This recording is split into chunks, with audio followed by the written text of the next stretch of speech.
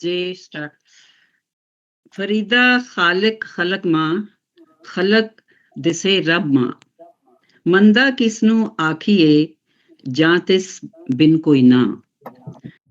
ਤੇ ਅੱਜ ਦੀ 73ਵੀਂ ਸੰਗਤ ਦਾ ਸੈਸ਼ਨ ਲੈ ਕੇ ਅਸੀਂ ਹਾਜ਼ਰ ਹਾਂ।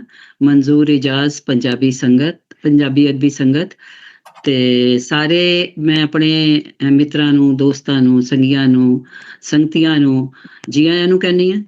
ਤੇ ਜਿੱਥੇ ਜਿੱਥੇ ਵੀ ਸਾਡੇ ਪੰਜਾਬੀ ਪਿਆਰੇ ਵਸ ਰਹੇ ਨੇ ਉਹਨਾਂ ਸਾਰਿਆਂ ਨੂੰ ਸਤਿ ਸ੍ਰੀ ਅਕਾਲ, ਸਲਾਮ ਤੇ ਜੀ ਆਇਆਂ ਨੂੰ। ਤੇ ਅੱਜ ਸਾਡਾ ਜਿਹੜਾ ਇਕੱਠ ਹੈ ਇਹ ਨਜ਼ਮ ਬਾਰੇ ਵੇ। ਇਹਦੇ 'ਚ ਸ਼ਾਇਰੀ ਪੜ੍ਹੀ ਜਾਏਗੀ, ਨਜ਼ਮ ਇੱਕ ਹੋਏਗੀ ਔਰ ਨਜ਼ਮ ਪੜ੍ਹਨ ਵਾਲੇ ਸਾਡੇ ਜਿਹੜੇ ਪ੍ਰਾਹੁਣੇ ਨੇ ਉਹ ਨੇ ਜਸਵੀਰ ਮੰਗੂਵਾਲ। ਜਸਵੀਰ ਮੰਗੂਵਾਲ ਪਿੰਡ ਮੰਗੂਵਾਲ ਦੇ ਜੰਪਲ ਨੇ, ਜਿਹੜਾ ਕਿ ਸ਼ਹੀਦ ਭਗਤ ਸਿੰਘ ਦਾ ਪਿੰਡ ਦੇ ਨੇੜੇ ਹੈ ਵੇ। ਤੇ ਜਸਵੀਰ ਜੀ MA BEd ਨੇ ਔਰ ਸ਼ਾਇਰੀ ਵੀ ਕਰਦੇ ਨੇ, ਕਹਾਣੀਆਂ ਵੀ ਲਿਖਦੇ ਨੇ ਔਰ ਆਰਟੀਕਲ ਵੀ ਲਿਖਦੇ ਨੇ। ਇਹ ਇਹਨਾਂ ਦਾ ਪਿਆਰ ਮੁਹੱਬਤ ਇਹਨਾਂ ਚੀਜ਼ਾਂ ਦੇ ਨਾਲ ਹੈ, ਸ਼ਾਇਰੀ ਦੇ ਨਾਲ। ਤੇ ਬੜੀ ਖੂਬਸੂਰਤ ਸ਼ਾਇਰੀ ਕਰਦੇ ਨੇ ਤੇ ਅੱਜ ਇਹਨਾਂ ਨੇ ਆਪਣੀ ਨਜ਼ਮ ਸਾਡੇ ਨਾਲ ਸਾਂਝੀ ਕਰਨਗੇ। ਤੇ ਮੈਂ ਥੋੜਾ ਜਿਹਾ ਫਾਰਮੈਟ ਬਾਰੇ ਦੱਸ ਦੇਵਾਂ ਆਪਣੀ ਸੰਗਤ ਦਾ। ਪੰਜਾਬੀ ਅਦਬੀ ਸੰਗਤ ਜਿਹੜੀ ਹੈ ਡਾਕਟਰ ਮਨਜ਼ੂਰ ਇਜਾਜ਼ ਇਹਦੇ ਸਦਰ ਨੇ, ਮੋਢੀ ਨੇ। ਉਹਨਾਂ ਨੇ ਫਾਊਂਡੇਸ਼ਨ ਇਹਦੀ ਰੱਖੀ ਔਰ ਇਹ ਅਰਸਾ ਤਕਰੀਬਨ 4-5 ਸਾਲ ਹੋ ਗਏ ਨੇ ਚੱਲ ਰਹੀ ਹੈ ਤੇ ਇਨਸ਼ਾਅੱਲਾ ਚਲਦੀ ਰਹੇਗੀ। ਦੋਸਤਾਂ ਦਾ, ਸਾਡੇ ਮਿੱਤਰਾਂ ਦਾ ਸਾਥ ਰਹੇਗਾ।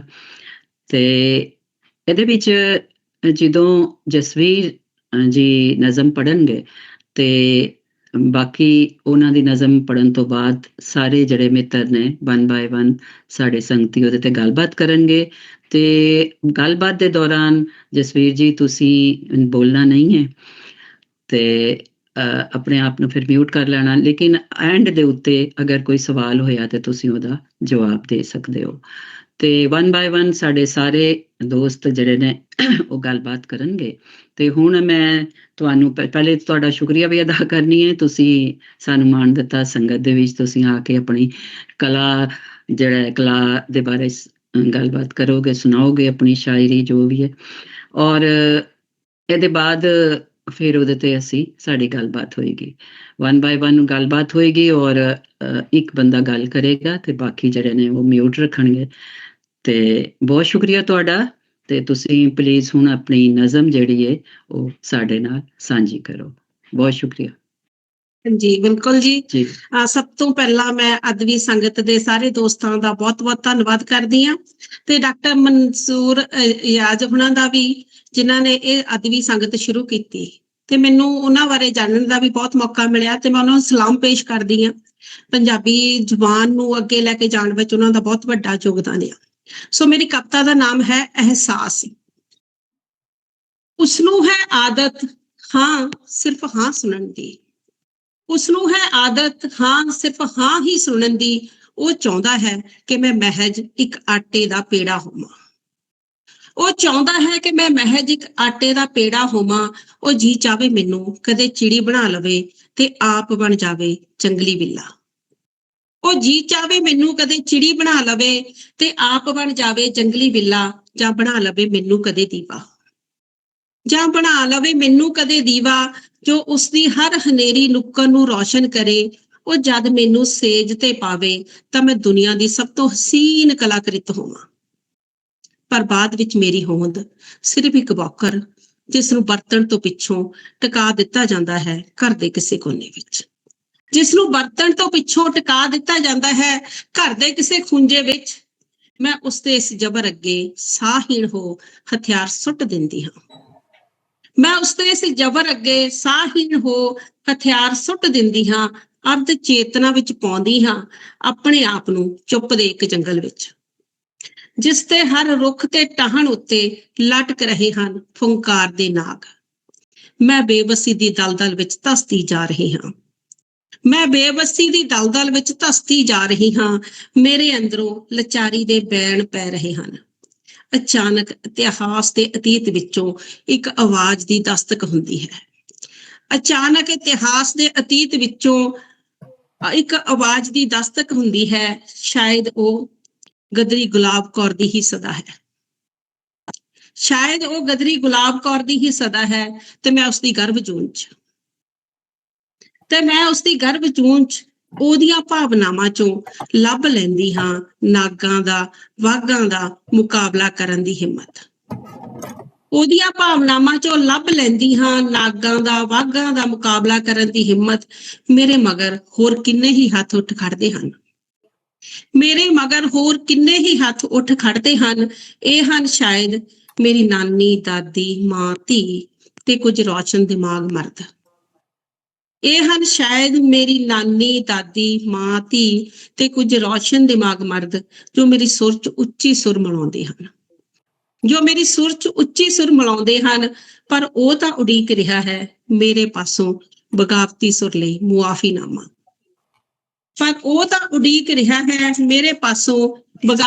ਲਈ ਮੁਆਫੀਨਾਮਾ।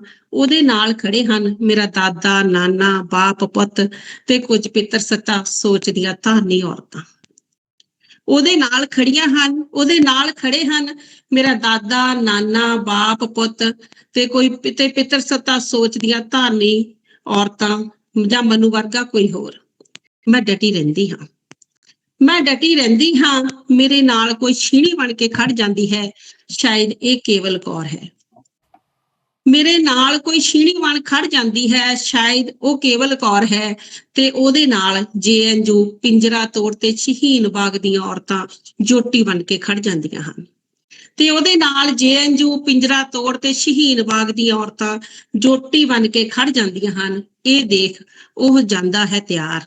ਇਹ ਦੇਖ ਉਹ ਹੋ ਜਾਂਦਾ ਹੈ ਤਿਆਰ ਕਰਨ ਲਈ ਸਮਝੌਤਾ। ਸ਼ਾਇਦ ਉਸਨੂੰ ਅਹਿਸਾਸ ਹੋ ਚੁੱਕਾ ਹੈ ਮੇਰੇ ਇਸ ਰੂਪ ਦਾ, ਮੇਰੀ ਇਸ ਹੋਂਦ ਦਾ। ਸੱਚੀ ਹੁਣ ਉਸਨੂੰ ਅਹਿਸਾਸ ਹੋ ਚੁੱਕਾ ਹੈ ਮੇਰੇ ਇਸ ਰੂਪ ਦਾ, ਮੇਰੀ ਸੋਚ ਦਾ। ਧੰਨਵਾਦ।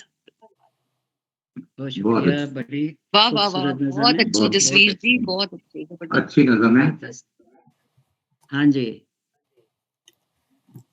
ਜੀ, ਬਹੁਤ ਹੀ ਵਧੀਆ ਜਸਵੀਰ ਜੀ, ਵੈਰੀ ਨਾਈਸ। Thank you. ਤੇ ਹੁਣ ਮੈਂ ਹਾਂਜੀ। ਮਿਊਟ ਕਰਾਂ ਆਪਣੇ ਆਪ ਨੂੰ? ਹਾਂਜੀ, ਹੁਣ ਤੁਸੀਂ ਗੱਲ ਨਹੀਂ ਕਰਨੀ, ਮਿਊਟ ਕਰ ਦਿਓ। ਹਾਂਜੀ ਤਲਤ ਜੀ, ਤੁਸੀਂ ਗੱਲ ਕਰਨਾ ਚਾਹ ਰਹੇ ਹੋ? ਮੈਂ ਗੱਲ ਕਰ ਲੈਣੀ ਹੈ, ਨਹੀਂ ਤੇ ਤੁਸੀਂ ਇੱਕ ਇਕਲੌਤੇ ਨਹੀਂ, ਦੋ ਬੰਦੇ ਨੇ ਬਈ। ਮੇਰਾ ਖਿਆਲ ਹੈ ਮੈਂ ਹੀ ਸ਼ੁਰੂ ਕਰ ਲੈਣੀ ਹੈ, ਕਿਉਂਕਿ ਇੱਥੇ ਇਸ ਵੇਲੇ ਸਾਰੇ ਜਿਹੜੀਆਂ ਨੇ ਫੀਮੇਲ ਭਾਰੀਆਂ ਨੇ। ਜਸਵੀਰ ਜੀ ਦੀ ਨਜ਼ਮ ਸਾਦਾ ਮਗਰ ਅਹਿਮ ਮੌਜੂ ਤੇ ਹੈ ਕਿ ਕੀ ਸਵਾਣੀ ਨੂੰ ਸਮਾਜ 'ਚ ਉਹ ਮਕਾਮ ਮਿਲ ਰਿਹਾ ਹੈ ਜਿਹਦੀ ਉਹ ਹੱਕਦਾਰ ਹੈ। ਉਹ ਮਕਾਮ ਜਿਹੜਾ ਸਭ ਤੋਂ ਪਹਿਲਾਂ ਉਹਦੇ ਆਪਣੇ ਘਰ ਤੋਂ ਸ਼ੁਰੂ ਹੁੰਦਾ ਹੈ। ਸਭ ਤੋਂ ਪਹਿਲਾ ਤਰੋ ਤੇ ਉਹਦੇ ਪੈਦਾ ਹੋਣ ਤੇ ਹੀ ਕਰ ਦਿੱਤਾ ਜਾਂਦਾ ਹੈ, ਜਦੋਂ ਮੁੰਡਾ ਨਾ ਹੋਣ ਦਾ ਕਾਰਨ ਵੀ ਉਹਦੀ ਜ਼ਾਤ ਨੂੰ ਸਮਝਿਆ ਜਾਂਦਾ ਹੈ। ਹੱਤਾਂ ਕਿ ਮਾਂ ਵੀ ਪੁੱਤ ਦੇ ਨਾ ਹੋਣ ਦਾ ਕਸੂਰਵਾਰ ਧੀ ਨੂੰ ਹੀ ਠਹਿਰਾਂਦੀ ਹੈ। ਫਿਰ ਮੁੰਡੇ ਤੇ ਕੁੜੀ ਦੇ ਦਰਮਿਆਨ ਘਰ ਦੇ ਅੰਦਰ ਹੁੰਦੀ ਨਾ ਇਨਸਾਫੀ। ਮੁੰਡੇ ਨੂੰ ਜਰਨੈਲੀ ਅਹੁਦਾ ਦਿੱਤਾ ਜਾਂਦਾ ਹੈ ਤੇ ਕੁੜੀ ਨੂੰ ਗੁਲਾਮ ਦਾ, ਬਾਂਦੀ ਦਾ। ਜਸਵੀਰ ਜੀ ਨੇ ਆਪਣੀ ਨਜ਼ਮ ਰਾਹੀਂ ਉਸੇ ਜਰਨੈਲ ਦਾ ਜ਼ਿਕਰ ਕੀਤਾ ਹੈ ਜਿਹਦੇ ਲਈ ਸਵਾਣੀ ਇੱਕ ਮਿੱਟੀ ਦਾ ਮਾਧੂ ਜਾਂ ਮੂਰਤ ਹੈ, ਜਿਹਦਾ ਕਿਰਦਾਰ ਵੇਲੇ ਕੁਵੇਲੇ ਬਦਲਦਾ ਹੈ। ਉਹ ਸਵਾਣੀ ਜਿਹਦੇ ਕੋਈ ਜਜ਼ਬਾਤ ਨਹੀਂ। ਕਦੀ ਉਹਨੂੰ ਕੁਰਬਾਨੀ ਦਾ ਮੁਜੱਸਮਾ ਬਣਾਇਆ ਜਾਂਦਾ ਹੈ, ਕਦੀ ਕਮਰਾ ਸਜਾਵਣ ਵਾਲੀ ਮੂਰਤ ਯਾਨੀ ਸ਼ੋ ਪੀਸ, ਕਦੀ ਬੱਚੇ ਪੈਦਾ ਕਰਨ ਵਾਲੀ ਮਸ਼ੀਨ। ਲੇਕਿਨ ਉਹਨੂੰ ਕਦੀ ਵੀ ਇਨਸਾਨ ਨਹੀਂ ਸਮਝਿਆ ਜਾਂਦਾ। ਉਹਨੂੰ ਆਟੇ ਦਾ ਪੇੜਾ ਸਮਝਿਆ ਜਾਂਦਾ ਹੈ ਜਿਹਨੂੰ ਕਿਸੇ ਵੀ ਮੂਰਤ ਵਿੱਚ ਢਾਲ ਲਓ। ਉਸ ਮੂਰਤ ਨੂੰ ਆਪਣੀ ਮਰਜ਼ੀ ਨਾਲ ਬੋਲਣ ਦੀ ਵੀ ਇਜਾਜ਼ਤ ਨਹੀਂ। ਉਹ ਸਿਰਫ ਇੱਕ ਵਰਤਣ ਦੀ ਚੀਜ਼ ਵਾਂਗ ਇੱਧਰ ਉੱਧਰ ਪਈ ਹੋਈ, ਲੋੜ ਦੀ ਮਾਰੀ। ਲੋੜ ਹੋਈ ਤੇ ਇਸਤੇਮਾਲ ਕਰ ਲਿਆ, ਨਹੀਂ ਤੇ ਉਹਦੇ ਠਿਕਾਣੇ ਸੁੱਟ ਛੱਡਿਆ। ਉਹਦੀ ਹੋਂਦ ਵਿੱਚ ਕੀ ਵਸਦਾ ਹੈ, ਉਹਦੇ ਤੋਂ ਕਿਸੇ ਨੂੰ ਕੋਈ ਸਰੋਕਾਰ ਨਹੀਂ। ਉਹਨੂੰ ਬਚਪਨ ਤੋਂ ਹੀ ਇਸ ਜ਼ਬਰ ਦੇ ਖਿਲਾਫ ਉੱਠ ਖਲੋਣ ਦੀ ਇਜਾਜ਼ਤ ਨਹੀਂ ਦਿੱਤੀ ਜਾਂਦੀ, ਬਲਕਿ ਉਹਨੂੰ ਨਾਗ ਦੀ ਫਨਕਾਰ ਨਾਲ ਡਰਾ ਦਿੱਤਾ ਜਾਂਦਾ ਹੈ। ਉਹਦੀ ਗੁੱਟੀ ਵਿੱਚ ਓਬੀਡੀਐਂਸ ਦਾ ਜਾਗ ਲਾ ਦਿੱਤਾ ਜਾਂਦਾ ਹੈ। ਉਹਨੇ ਜ਼ਬਾਨ ਨਹੀਂ ਖੋਲਣੀ, ਉਹ ਚੁੱਪ ਦੀ ਬੁੱਕਲ ਮਾਰ ਕੇ ਸਵਾਂਦੀ ਰਹਿੰਦੀ ਹੈ, ਆਪਣੀਆਂ ਖਾਹਿਸ਼ਾਤ ਨੂੰ, ਹਸਰਤਾਂ ਨੂੰ ਦਬਾਂਦੀ ਰਹਿੰਦੀ ਹੈ। ਉਹਦੇ ਉੱਤੇ ਵਿਚਾਰੀ ਦਾ ਲੇਬਲ ਲਾ ਕੇ ਉਹਨੂੰ ਸਾਰੀ ਜ਼ਿੰਦਗੀ ਲਈ ਲਾਚਾਰ ਬਣਾ ਦਿੱਤਾ ਜਾਂਦਾ ਹੈ। ਕਦਰੀ ਗੁਲਾਬ ਕੌਰ ਦੀ ਮਿਸਾਲ ਦੇ ਕੇ ਜਸਵੀਰ ਜੀ ਨੇ ਇਨਕਲਾਬ ਦਾ ਨਾਰਾ ਬੁਲੰਦ ਕਰ ਦਿੱਤਾ ਹੈ। ਸਵਾਣੀ ਉਦੋਂ ਤੱਕ ਗੁਲਾਮ ਹੁੰਦੀ ਹੈ ਜਦੋਂ ਤੱਕ ਆਪਣੇ ਅੰਦਰ ਦੀ ਆਵਾਜ਼ ਨੂੰ ਦਬਾਉਂਦੀ ਹੈ। ਜਦੋਂ ਉਹਦੇ ਅੰਦਰੋਂ ਗਲਤ ਨੂੰ ਗਲਤ ਕਹਿਣ ਵਾਲੇ ਜ਼ਬਰ ਦੇ ਖਿਲਾਫ ਖੜੇ ਹੋਣ ਦਾ ਇਤਿਹਾਸ ਜਨਮ ਲੈਂਦਾ ਹੈ, ਜਦੋਂ ਉਹਦੇ ਅੰਦਰ ਇਹ ਸੋਚ ਪੈਦਾ ਹੁੰਦੀ ਹੈ, ਜਦੋਂ ਉਹ ਆਪਣੇ ਆਪ ਨੂੰ ਪਛਾਣਦੀ ਹੈ, ਤੇ ਉਹ ਗਦਰੀ ਗੁਲਾਬ ਕੌਰ ਬਣ ਜਾਂਦੀ ਹੈ। ਉਹਦੀ ਆਪਣੀ ਅੰਦਰ ਦੀ ਹੀ ਆਵਾਜ਼ ਨੂੰ ਸੁਣ ਕੇ ਉਹ ਆਪਣੇ ਹਾਲਾਤ ਦਾ ਸਾਹਮਣਾ ਕਰਨ ਲਈ ਉੱਠ ਖਲੋਂਦੀ ਹੈ। ਤੇ ਫਿਰ ਜਦੋਂ ਉਹ ਆਪਣੀ ਅੰਦਰ ਦੀ ਆਵਾਜ਼ ਨੂੰ ਸੁਣਦੀ ਹੈ ਤੇ ਉਸ ਆਵਾਜ਼ ਨਾਲ ਹੀ ਕਿੰਨੀਆਂ ਹੋਰ ਆਵਾਜ਼ਾਂ ਉਹਦੇ ਨਾਲ ਮਿਲ ਜਾਂਦੀਆਂ। ਕਦੀ ਦਾਦੀ, ਨਾਨੀ, ਮਾਂ, ਧੀ ਦੀ ਆਵਾਜ਼, ਜਾਂ ਕੁਛ ਜਿਸ ਤਰ੍ਹਾਂ ਜਸਵੀਰ ਜੀ ਨੇ ਬੜਾ ਸੋਹਣੇ ਲਫਾਜ਼ੀਅਤ ਹੈ ਇਹਨਾਂ ਦੀ, ਬੜੇ ਸੋਹਣੇ ਅੱਖਰਾਂ ਦੇ ਨਾਲ ਇਹਨਾਂ ਨੇ ਰੋਸ਼ਨ ਦਿਮਾਗ ਮਰਦ ਜਿਹੜੇ ਅਸਲ ਮਰਦ ਨੇ, ਉਹ ਵੀ ਉਹਦੇ ਨਾਲ ਉੱਠ ਖਲੋਂਦੇ ਨੇ, ਜਿਹੜੀ ਉਹਦੀ ਤਾਕਤ ਨੇ। ਪਰ ਦੂਜੀ ਥਾਂ ਤੇ ਉਹ ਜਿਹੜਾ ਜਰਨੈਲ ਹੈ, ਜਿਹੜਾ ਜਰਨੈਲੀ ਬਿਹੇਵੀਅਰ ਹੈ, ਉਹ ਉਹਦਾ ਮਾਫੀਨਾਮਾ ਵਸੂਲਣ ਵਾਲਾ ਮਰਦ, ਤੇ ਉਹਦੇ ਨਾਲ ਉਹਦੇ ਕੁਝ ਹਾਮੀ, ਉਹ ਵੀ ਉਹਦੇ ਸਾਹਮਣੇ ਆਣ ਖਲੋਂਦੇ ਨੇ। ਤੇ ਜਸਵੀਰ ਜੀ ਨੇ ਦੱਸਿਆ ਹੈ ਕਿ ਔਰਤ ਨੇ ਹਾਰ ਨਹੀਂ ਮੰਨੀ, ਉਹ ਤੇ ਡਟ ਕੇ ਖੜੀ ਹੋ ਗਈ ਹੈ। ਤੇ ਉਹਦੀ ਤਾਕਤ ਜਿਹੜੀ ਹੈ ਉਹ ਜ਼ਰੂਰਤਮੰਦ ਔਰਤਾਂ ਨੇ। ਸਭ ਤੋਂ ਪਹਿਲੇ ਉਹਦੀ ਸੋਚ, ਫਿਰ ਉਹਦੇ ਨਾਲ ਖਲੋਤੀਆਂ ਆਵਾਜ਼ਾਂ ਜ਼ਰੂਰਤਮੰਦ ਔਰਤਾਂ ਦੀਆਂ, ਤੇ ਫਿਰ ਹਕੀਕੀ ਮਾਇਨਿਆਂ 'ਚ ਮਰਦ ਕਲਾਣ ਵਾਲੇ ਮਰਦ ਉਹਦੇ ਨਾਲ ਖਲੋ ਜਾਂਦੇ ਨੇ, ਜਿਹੜਾ ਉਹਨੂੰ ਝੁਕਣ ਨਹੀਂ ਦਿੰਦੇ। ਉਹਦੀ ਤਾਕਤ ਨਹੀਂ, ਕਮਜ਼ੋਰੀ ਨਹੀਂ। ਇੱਕ ਜ਼ਰੂਰਤਮੰਦ ਔਰਤ ਦੀ ਤਾਕਤ ਉਹਦੇ ਆਪਣੇ ਅੰਦਰ ਦੀ ਆਵਾਜ਼ ਹੀ ਹੈ। ਜਸਵੀਰ ਜੀ ਨੇ ਆਖਿਆ ਹੈ ਕਿ ਉਸ ਆਵਾਜ਼ ਨੂੰ ਅਨਸੁਣਾ ਨਾ ਕਰੋ, ਆਪਣੀ ਜੀਭ ਤੇ ਤਾਲਾ ਨਾ ਲਾਓ। ਇੱਕ ਆਵਾਜ਼ ਨਾਲ ਹੋਰ ਕਈ ਆਵਾਜ਼ਾਂ ਮਿਲਦੀਆਂ ਜਾਣਗੀਆਂ। ਬਹੁਤ ਖੂਬਸੂਰਤ ਮੈਨੂੰ ਇਹ ਨਜ਼ਮ ਲੱਗੀ, ਤੇ ਮੈਂ ਦਾ ਇਖਤਤਾਮ ਆਪਣੀ ਗੱਲ ਦਾ ਇਸ ਗੱਲ ਤੇ ਕਰਾਂਗੀ। ਅੰਮ੍ਰਿਤਾ ਪ੍ਰੀਤਮ ਦੀ ਇੱਕ ਕਹਾਣੀ ਹੈ ਜੀ, ਕੋਰੀ ਹਾਂਡੀ। ਉਹਦਾ ਮੈਂ ਜ਼ਿਕਰ ਇੱਥੇ ਕਰਾਂਗੀ। ਜਦੋਂ ਮੈਂ ਪੜ੍ਹੀ ਸੀ ਉਦੋਂ ਮੈਨੂੰ ਇੰਨੀ ਖੂਬਸੂਰਤ ਲੱਗੀ।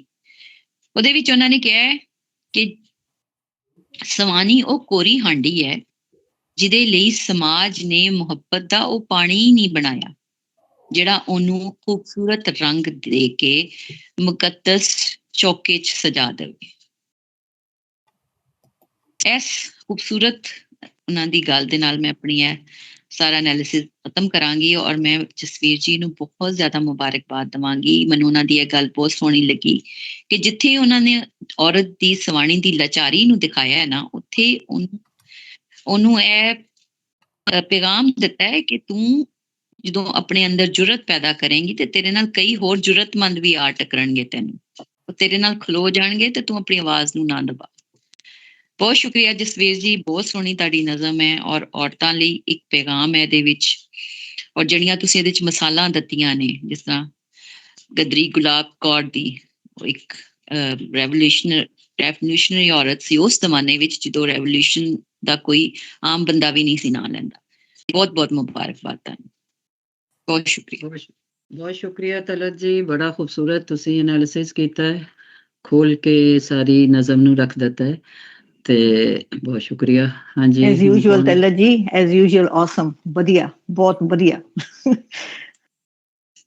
ਚਲੋ ਹਾਂਜੀ, ਹੁਣ ਬੀਬਾ ਜੀ।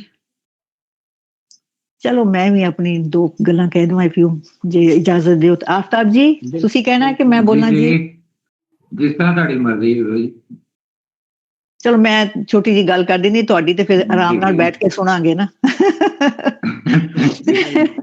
ਮੈਂ ਥੋੜੀ ਜੀ ਬੈਕਗ੍ਰਾਉਂਡ ਫੀਲਿੰਗ ਕਰਨੀ ਹੈ ਇਹਦੇ 'ਚ, so I think it might be helpful little bit. ਚਲੋ ਜ਼ਰੂਰ ਬੀਬਾ ਜੀ, ਸ਼ੁਕਰੀਆ ਜੀ। ਹਾਂਜੀ, ਮੈਂ ਆਪ ਜੀ ਨੂੰ ਬਹੁਤ ਮੁਬਾਰਕ ਦਿੰਦੀ ਹਾਂ ਜੀ ਜਸਵੀਰ ਜੀ, ਕਿ ਆਪ ਨੇ ਬੜੀ ਹੀ ਸੋਹਣੀ ਕਵਿਤਾ ਲਿਖੀ ਹੈ। ਆਪ ਨੂੰ ਬਹੁਤ ਇਸ ਗੱਲ ਦੀ ਮੁਬਾਰਕ ਹੈ ਜੀ। ਇਹ ਕਵਿਤਾ ਪੇਟਰੀਆਰਕੀ ਦੇ ਖਿਲਾਫ ਇੱਕ ਉੱਚੀ ਆਵਾਜ਼ ਹੈ, ਇੱਕ ਬੁਲੰਦ ਆਵਾਜ਼ ਹੈ, ਔਰ ਉਹਦੇ ਉੱਤੇ ਇੱਕ ਗਹਿਰੀ ਸੱਟ ਮਾਰੀ ਹੈ ਤੁਸੀਂ। ਸੋ ਜਿੱਥੇ ਸ਼ੁਰੂ 'ਚ ਤੁਸੀਂ ਉਸ ਔਰਤ ਦੀ ਬੇਬਸੀ ਦੱਸੀ ਹੈ, ਫਿਰ ਬਾਅਦ ਵਿੱਚ ਤੁਸੀਂ ਉਸਨੂੰ ਹਿੰਮਤ ਦਿੱਤੀ ਹੈ ਵਿਦ ਐਗਜ਼ਾਮਪਲਸ, ਉਸਨੂੰ ਉਸਦੀ ਆਪਣੀ ਸ਼ਕਤੀ, ਆਪਣੀ ਪਾਵਰ ਦਾ ਅਹਿਸਾਸ ਤੁਸੀਂ ਦਿਵਾਇਆ। ਇਹ ਬੜੀ ਵਧੀਆ ਗੱਲ ਹੈ। ਤੇ ਅੱਛਾ, ਜਿੱਥੇ ਤੁਸੀਂ ਲਿਖਿਆ ਹੈ ਕਿ ਤੁਹਾਡੇ ਆਪਣੇ ਬਾਪ ਭਾਈ ਤੇ ਕੁਝ ਪੇਟਰੀਆਰਕੀ ਨੂੰ ਮੰਨਣ ਵਾਲੀਆਂ ਔਰਤਾਂ ਉਸ ਜਬਰ ਕਰਨ ਵਾਲੇ ਦੇ ਨਾਲ ਖੜੀਆਂ ਨੇ, ਬਹੁਤ ਹੀ ਹਾਰਟ ਬ੍ਰੇਕਿੰਗ ਔਰ ਬੜੀ ਵੱਡੀ ਰਿਐਲਿਟੀ ਹੈ। ਇਹ ਬੜੀ ਵੱਡੀ ਰਿਐਲਿਟੀ ਹੈ। ਤੇ ਜਿੱਦਾਂ ਤਲਤ ਜੀ ਨੇ ਵੀ ਆਖਿਆ, ਮੈਨੂੰ ਵੀ ਉਹ ਲਫ਼ਜ਼ ਉੱਥੇ ਮੇਰੀ ਅੱਖ ਗਈ ਸੀ ਕਿ ਜਿੱਦਾਂ ਜਿਹੜੀ ਰੋਸ਼ਨ ਸੋਚ ਮਰਦ, ਇਹ ਮੈਨੂੰ ਬੜੀ ਅੱਛੀ ਗੱਲ ਲੱਗੀ ਕਿ ਹੁਣ ਤਬਦੀਲੀ ਆ ਰਹੀ ਹੈ। ਸੋ ਜਿੱਦਾਂ ਤਲਤ ਜੀ ਨੇ ਵੀ ਆਖਿਆ, that was very appropriate।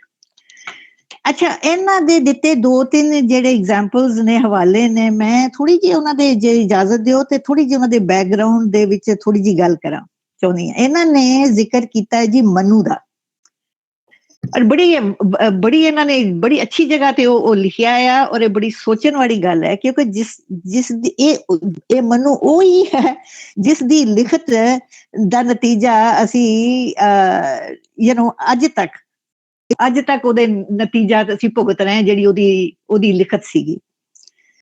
ਸੋ ਮਨੂ ਸਮ੍ਰਿਤੀ ਜਿਹੜੀ ਮਨੂ ਨੇ ਲਿਖੀ ਸੀ, ਉਹ 2nd ਸੈਂਚੁਰੀ 'ਚ ਲਿਖੀ ਸੀ। ਇਸਦਾ ਜਿਹੜਾ ਐਟ ਦੈਟ ਟਾਈਮ ਜਿਹੜੇ ਦਾ ਮੁੱਖ ਉਦੇਸ਼ ਸੀਗਾ, ਇੱਕ ਸੋਸ਼ਲ ਕੋਡ ਬਣਾਉਣ ਦਾ ਸੀਗਾ। ਸੁਸਾਇਟੀ ਨੂੰ ਆਰਡਰ ਤੇ ਕੰਟਰੋਲ ਵਿੱਚ ਰੱਖਣ ਦਾ ਇੱਕ ਫਰੇਮਵਰਕ ਬਣਾਇਆ ਸੀ ਉਸ ਇਨਸਾਨ ਨੇ ਐਟ ਦੈਟ ਟਾਈਮ। ਇੱਥੇ ਔਰਤ ਬਾਰੇ ਉਹਨੇ 2 ਪੈਰਲਲ ਸੋਚਾਂ ਰੱਖੀਆਂ ਨੇ ਕਿ ਜਿਹੜੀਆਂ ਫॉर ਸਮ ਰੀਜ਼ਨ ਅਸੀਂ ਬੜੇ ਹੋ ਗਏ ਆ, ਮਾਡਰਨ ਹੋ ਗਏ ਆ, ਬੜੀ ਤਬਦੀਲੀਆਂ ਆਈਆਂ, ਹਾਲੇ ਤਾਈਂ ਆਈ ਥਿੰਕ ਅਸੀਂ ਹਾਲੇ ਤਾਈਂ ਉਹ ਹੈਗੇ ਆ। ਜਿਹੜੀ ਪਹਿਲੀ ਸੋਚ ਹੈ, ਇੱਕ ਪਾਸੇ ਤੇ ਉਹ ਕਹਿੰਦਾ ਹੈ ਕਿ ਔਰਤ ਨੂੰ ਬਹੁਤ ਰਿਸਪੈਕਟ ਨਾਲ ਵੇਖਿਆ ਜਾਵੇ, ਜਿੱਥੇ ਕਿ ਉੱਥੇ ਉਹਦੇ ਇੱਕ ਆਪਣਾ ਸੰਸਕ੍ਰਿਤ 'ਚ ਉਹਨੇ ਲਿਖਿਆ ਹੋਇਆ ਕਿ ਜਿੱਥੇ ਔਰਤ ਨੂੰ ਸਤਿਕਾਰ ਹੁੰਦਾ ਹੈ, ਉੱਥੇ ਹੀ ਦੇਵਤਾ ਹੁੰਦੇ ਨੇ। ਸੋ ਇੱਕ ਪਾਸੇ ਤੋਂ ਇਹ ਕਹਿੰਦਾ, ਤੇ ਦੂਜੇ ਪਾਸੇ ਉਸ ਔਰਤ ਦੀ ਆਜ਼ਾਦੀ ਤੇ ਉਹਨੇ ਬਹੁਤ ਸਾਰੀਆਂ ਲਿਮਿਟੇਸ਼ਨਸ ਲਾਈਆਂ, ਉਹਨੂੰ ਆਜ਼ਾਦ ਨਹੀਂ ਹੋਣ ਦਿੱਤਾ।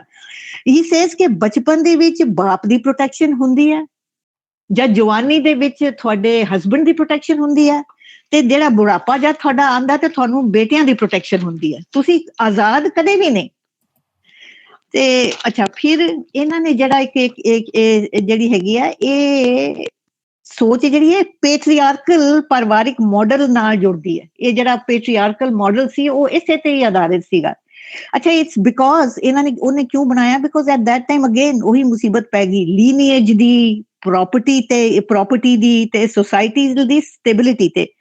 ਸੋ ਉਹਨੇ ਫਿਰ ਇਹ ਜੈਂਡਰ ਰੂਲਸ ਐਸਟੈਬਲਿਸ਼ ਕੀਤੇ। ਹੁਣ ਅਸੀਂ ਕਹਿੰਦੇ ਤੇ ਹੈਗੇ ਆ ਕਿ ਵੀ ਬੜੇ ਲਾਜ਼ ਬਣ ਗਏ ਨੇ, ਆਹ ਬਣ ਗਿਆ, ਉਹ ਬਣ ਗਿਆ ਜੀ, ਉਹਨਾਂ ਨੇ ਔਰਤ ਦੀ ਬਰਾਬਰੀ ਤੇ ਇਹ ਉਹ, ਬਟ ਬਿਲੀਵ ਇਟ ਔਰ ਨਾਟ, ਇਹ ਸਾਰਾ ਜਿਹੜਾ ਉਦੋਂ ਦਾ ਸ਼ੁਰੂ ਕੀਤਾ ਹੋਇਆ, ਹੁਣ ਵੀ ਉਹਦਾ ਸਾਇਆ ਸਾਡੇ ਉੱਤੇ ਮੰਡਰਾਉਂਦਾ। ਅੱਛਾ, ਫਿਰ ਇਹਨਾਂ ਨੇ ਗਦਰੀ ਗੁਲਾਬ ਕੌਰ ਦੀ, ਤਲਤ ਜੀ ਨੇ ਵੀ ਗੱਲ ਕੀਤੀ ਹੈ। ਸੋ ਮੈਨੂੰ ਇਹ ਬੜਾ ਅੱਛਾ ਲੱਗਾ ਕਿ ਵੀ ਉੱਥੋਂ ਸ਼ੁਰੂ ਹੋਇਆ ਸਾਰਾ ਕੰਮ, ਫਰੋਮ ਇਨ ਮਾਈ ਮਾਈਂਡ, ਪਤਾ ਨਹੀਂ ਠੀਕ ਮੈਂ ਸੋਚਦੀ ਹਾਂ ਕਿ ਨਹੀਂ, ਕਿ ਮਨੂ ਤੋਂ ਸ਼ੁਰੂ ਹੋਇਆ ਜਦ ਉਹਨੇ ਐਸਟੈਬਲਿਸ਼ ਕੀਤਾ 2nd ਸੈਂਚੁਰੀ ਦੇ ਵਿੱਚ। ਤੇ ਹੁਣ ਇਹਦਾ ਨਾਂ ਕੀ ਹੈ? ਅਸੀਂ ਫਿਰ ਆਨੇ ਆ, ਉਹਦੇ ਅੱਗੇ ਵੱਧਦੇ ਹਾਂ, ਤੇ ਫਿਰ ਉਹਦੇ ਅਗੇਂਸਟ ਖੜੇ ਹੋਏ ਜਦ ਲੋਕ, ਤੇ ਪਹਿਲਾਂ ਅਸੀਂ ਸੋਚਦੇ ਹਾਂ, ਜਿੱਦਾਂ ਇਹਨਾਂ ਨੇ ਗਦਰੀ ਗੁਲਾਬ ਕੌਰ ਦੀ, ਤਲਤ ਜੀ ਨੇ ਵੀ ਉਹਨਾਂ ਦਾ ਜ਼ਿਕਰ ਕੀਤਾ, ਉਹ ਇੱਕ ਗਦਰ ਲਹਿਰ ਦੀ ਬਹੁਤ ਹੀ ਆਗੂ ਪੰਜਾਬੀ ਸੀਗੀ, ਰੈਵੋਲੂਸ਼ਨਰੀ, ਹੈ ਨਾ। She went to I think the Philippines, ਹੈ ਨਾ, ਠੀਕ ਕਹਿ ਰਹੀ ਹੈ ਨਾ ਜਸਵੀਰ ਜੀ? ਉਹ ਫਿਲੀਪੀਨਸ ਗਈ ਸੀ ਆਪਣੇ ਹਸਬੈਂਡ ਦੇ ਨਾਲ, ਤੇ ਉੱਥੇ she got in touch with the Ghadri Babas, ਉਹਨਾਂ ਦੀ ਲਹਿਰ ਦੇ ਨਾਲ ਉਹ ਸ਼ੁਰੂ ਹੋਈ। ਤੇ ਉਹ ਸ਼ੀ ਯੂਜ਼ ਟੂ ਜਿਹੜੇ ਉਹਨਾਂ ਦੇ ਸੀਕ੍ਰੇਟ ਮੈਸੇजेस ਸੀ ਹਿੰਦੁਸਤਾਨ 'ਚ ਪਹੁੰਚਾਣੇ, ਉਹਨਾਂ ਦੀ ਪੈਂਫਲੇਟਸ, ਉਹਨਾਂ ਦੀਆਂ ਲਿਖਤਾਂ, ਉਹਦੇ ਵਿੱਚ ਉਹ ਕੰਮ ਕਰਦੀ ਸੀ। ਉਹਨੂੰ ਸਜ਼ਾਵਾਂ ਵੀ ਮਿਲੀਆਂ ਫਰੋਮ ਦ ਬ੍ਰਿਟਿਸ਼ ਗਵਰਨਮੈਂਟ, ਪਰ ਉਹਦੀ ਆਵਾਜ਼ ਜਿਹੜੀ ਆ, ਉਸਨੇ ਬਹੁਤ ਹੀ ਕੰਮ ਕੀਤਾ ਹੈ, ਬੜਾ ਖਤਰਨਾਕ ਕੰਮ ਕੀਤਾ ਹੈ। ਉਸਨੇ ਉਸ ਦੌਰ ਦੀਆਂ ਜਿਹੜੀਆਂ ਸਮਾਜਿਕ ਬੰਧਨ ਸੀਗੇ, ਉਹਨਾਂ ਨੂੰ ਤੋੜਿਆ। ਉਹਨੇ she created a new path for herself, ਆਜ਼ਾਦੀ ਦੀ ਲੜਾਈ ਵਿੱਚ ਲੜਦੀ। Today she has become the symbol of woman power.